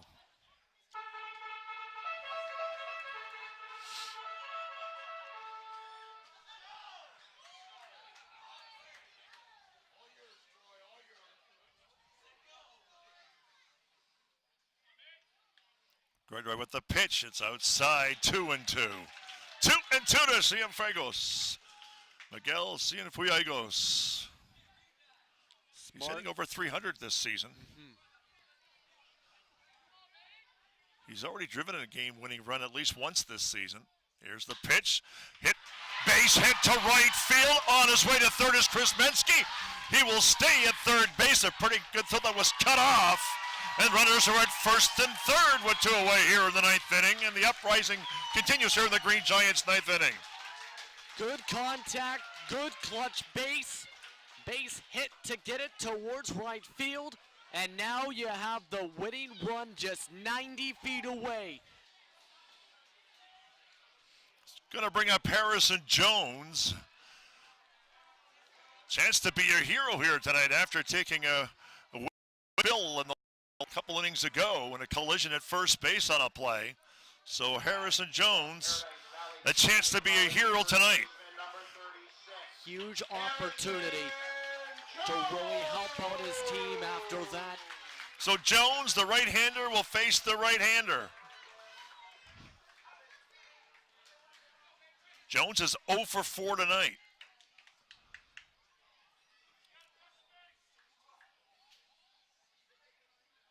Pitch hit to short. Flip to second, and is the end of the ninth inning. But the Green Giants come back and tie this one. 1 run, 2 hits, and no errors. And the score, we have bonus innings for you here on WE TV. It's 3-3 at the end of 9. We're coming back for the 10th right after this. A staggering 40% of all majorly injured patients in Windsor-Essex are impaired by alcohol or marijuana. When you go out, it is your responsibility to make plans for a sober ride home. Designate a sober driver, call a taxi, or use public transit. The choice is yours. Drive sober, get home safe.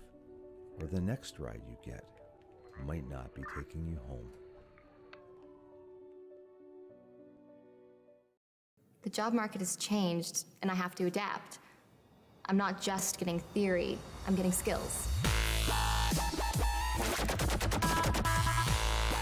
A degree isn't necessarily a pathway to their career. Being industry ready is. I choose to take control of my future, and my path is St. Clair College. I choose to be here.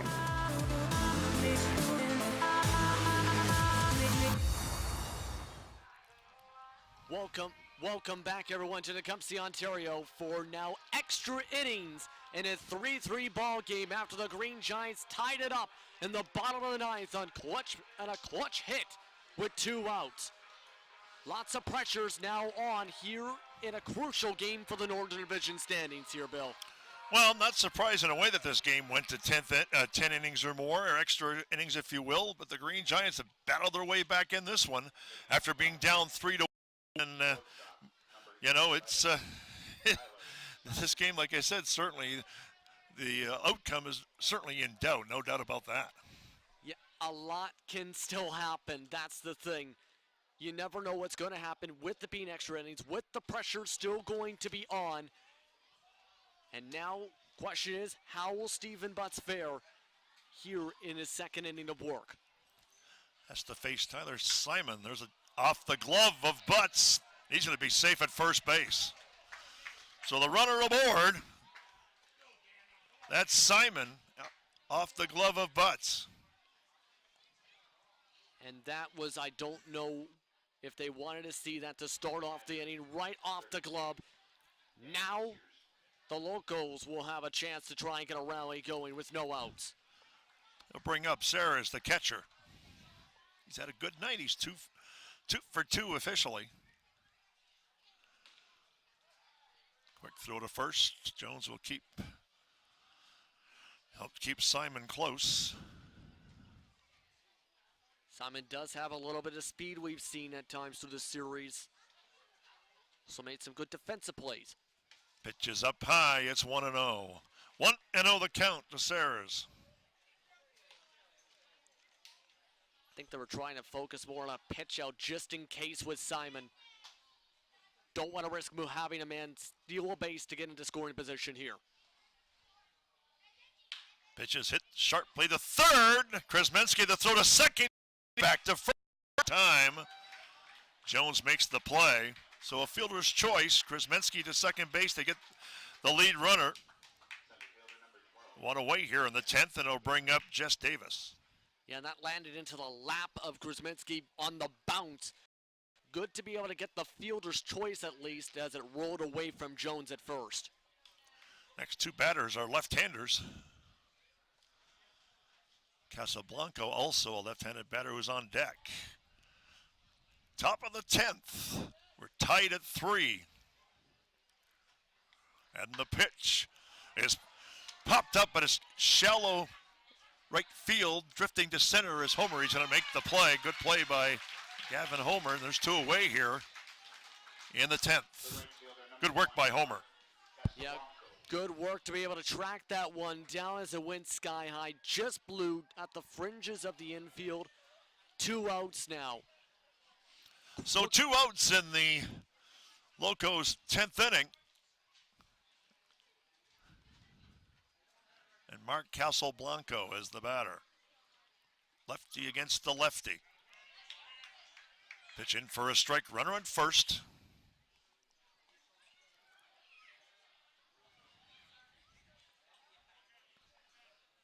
Here's the 0-1. Swung on, hit. Great play by Homer, flipped to second, and he gets him. What a super play by Gavin Homer at second base. Diving. Another defensive gem by the Green Giants. Look at this on the replay. Terrific play. Look at that dive and be able to shuffle past it directly to Dion at second. Great play by Homer, showing his spectacular defensive prowess in a huge moment. Oh, no doubt about it as we come down to the bottom of the 10th inning. And the Green Giants tied up at 3, and the batters will be Homer, Ornelia, and Crump are your 3 scheduled batter. As we get a look, Justin? Remember, the next game for these Green Giants, the final game of the regular season, is this Sunday night here at Lacasse Park at 7 p.m. Eastern Time. That's when the Saginaw Sugar Beets come back into town for a one-game series. That is on we-tv.ca. And for two teams that are already into playoff contention, the question still leads to how are they going to be seated up for when the play-in game happens Tuesday night. As mentioned, Gavin Homer will lead things off for the Green Giants here in their 10th inning. We're knotted at 3, and this game is certainly had its dramatic flair, if nothing else. Multiple moments where we've seen a head coach get ejected, seen multiple times players getting caught trying to rush between third and home plate in this game. Multiple pickoff attempts, a pickoff attempt going out into the outfield. Lots of unbelievable moments, even baseballs bouncing to the backstop 2 times in a row that helped the Green Giants try and tie it up the first time. Anything can happen here from what we've seen tonight here in the bottom of the 10th. Homer, who's quite the crowd favorite here. And why not? He epitomizes the hard work ethic of this ball club.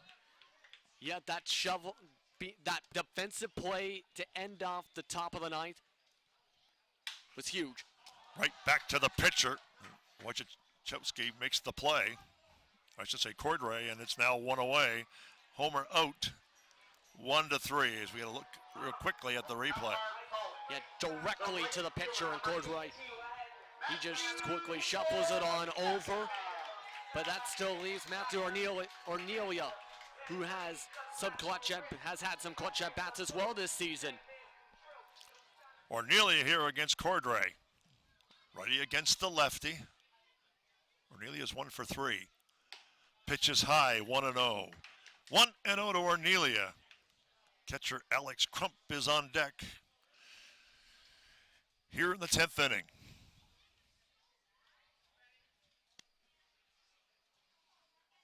The 1-0 is outside, make it 2-0. So 2-0 the count on Ornelia. Gets on base, he has decent speed.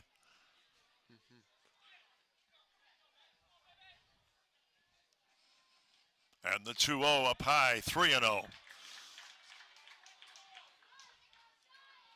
Cordray works the count to 3-0. All 3 fastballs, all 3 up in the zone. Watch him bring it down. Nope, he walked him. So Cornelia draws a walk here in the 10th inning. The Green Giants have the winning run at first base, and the batter will be the catcher, Alex Crump. I wonder if they gave Ornelia the intentional pass just in case because of his ability to have power. From the power that Ornelia has shown this season, trying to maybe get to Crump to try and set something up, maybe a ground ball. The pitch to Crump. Inside, 1-0. 1-0 the count on Crump, runner at first. 1 away here in the 10th. And the Green Giants with the winning run at first. Potentially. Pitches low, make it 2-0. And that is 6 straight balls delivered by Cordray. We've seen that in the bottom of the 9th as well, a similar situation that eventually was able to gather things back up. All 3-0. So 3-0 the count on Crump.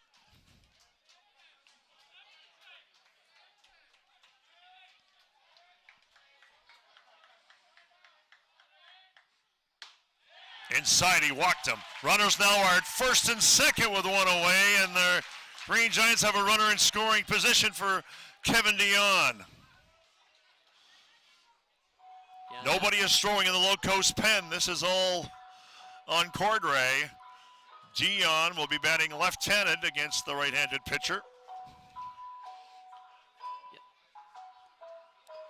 Yeah, and right now I think they're trying to get back on the same page after 8 straight balls. And for Dion, he's trying to listen to the messages and signals from his team. Chico Abute giving him a bit of a message. First base coach giving him a similar message right now. Green Giants, yeah, you're right. 3 runs, 6 hits, no errors. 3 runs, 12 hits, and 1 error for the Locos. And here's Dion with runners at first and second and 1 away.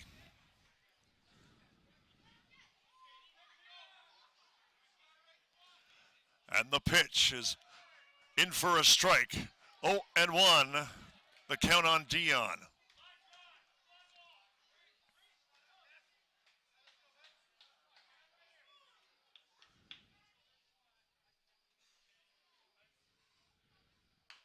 Lays the bunt, it's foul. Counts 0-2 on Dion. Well, he's seen the chance to do so with the infield not shifted outward, but now has to be forced to swing in this crucial moment.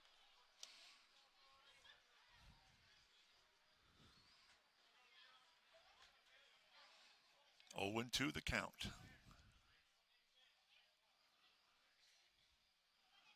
The pitch outside, 1-2. 1-2 the count on Dion. Just missed. That was a tough pitch to try and lay off there too, Bill.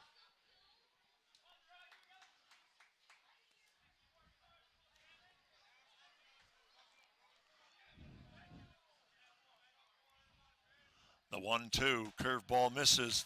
2-2. So 2-2 on Dion.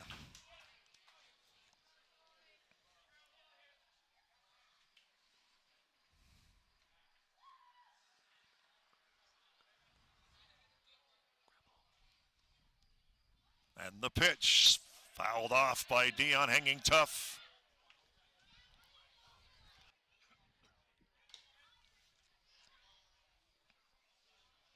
He's trying to do his job. Keep this bat alive. Do not risk it going to 2 outs.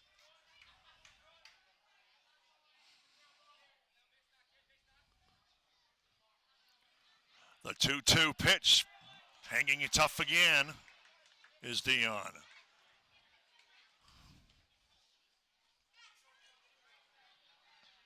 And now I think Saris is trying to tell his pitcher, try and get a ground ball here.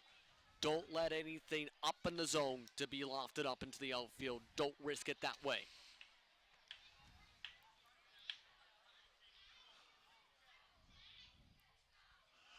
The 2-2 wild pitch.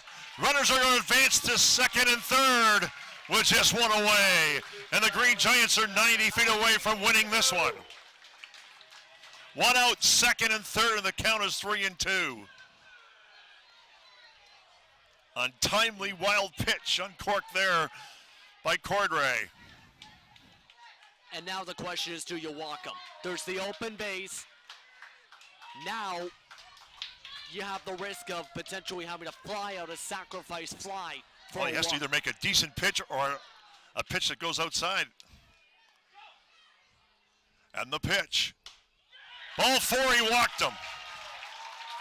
So Dion gets a walk, and it's going to bring up Carter MOSSEY with the bases loaded here in the 10th inning.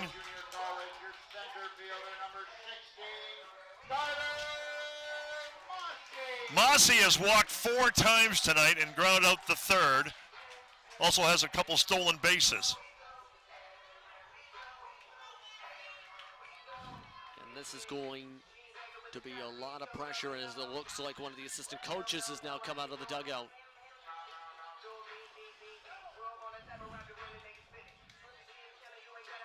And it looks like they might be adjusting something with the lineup card. Nevertheless, tied at 3, bases loaded, 1 out for Carter MOSSEY. And the infield shifted in as well. Oh yeah, they're inside, that's for sure. Everybody is in. Pitch hit to the shortstop. Here's the throw home. He is out. Runners and the bases are still loaded on the force out. Yeah, but look at the replay right up here.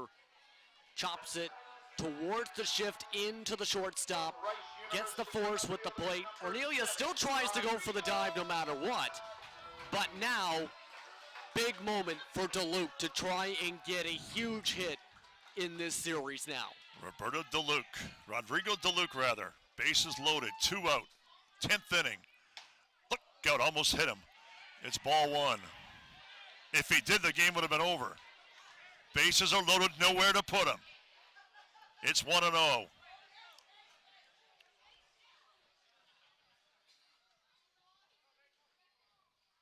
Pitch hit sharply to short. He bobbles the ball, and the game is over. The Green Giants win on the error to the shortstop. And the Giants win 4-3 here in 10 innings. Unbelievable. What a comeback to win this one. And they win it in the 10th. Look at this on the replay. This bobble, one of the few mistakes we've seen from Simon all series, ends up being the one that gets the walk-off for the Green Giants. A huge one to give them a game-and-a-half lead in the Northern Division standings. Unbelievable game here tonight. The Green Giants win it, snatching victory out of the jaws of defeat, 4-3. And at some points tonight, this could have gone either way. But a huge comeback for the Green Giants to come back from 3-1 to chip away, to tie it up with 2 outs in the bottom of the 9th. Absolutely huge. Green Giants now hope to carry the momentum into the final home game. Post-game coverage is coming up next with Aaron Sanders. Green Giants win 4-3.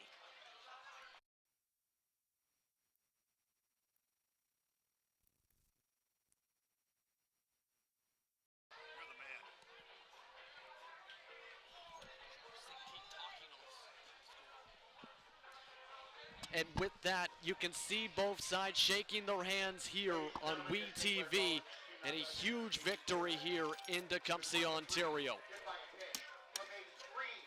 The final home game of the regular season will be this Sunday here in Tecumseh. David Cole, the player of the game for tonight.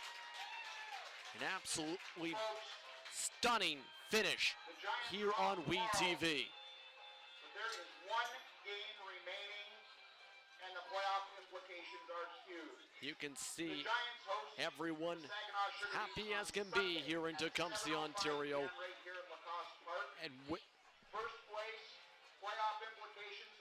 the playoff implications, though, are still going to continue on after this huge matchup. A lot can still happen. The Locos still have a game tomorrow and another one on Sunday. Hey, so the question is, what can happen from here on out? So what is going to happen? And now we'll be back in just a moment here on WeTV. Windsor started a tradition way back of giving us great barbecue north of the border, and you can taste that tradition when you come to Tommy's Barbecue. Dive into Tommy's rotisserie-style ribs and chicken, along with the crinkle-cut fries, coleslaw, and the original hot and sweet sauces. Plus all those amazing desserts like Black Forest cake and strawberry cheesecake. Taste the tradition and so much more at Tommy's Barbecue, 999 Erie Street East. See you there, Windsor.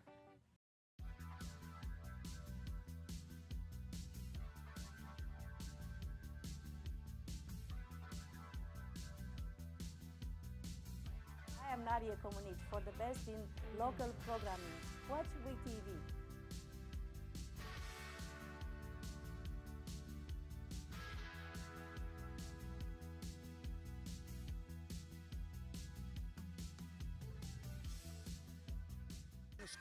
All right, here we go. Green Giants win a big game, dramatic fashion. Walk-off, final score, 4-3, joined by the head coach of the Green Giants, Dave Cooper.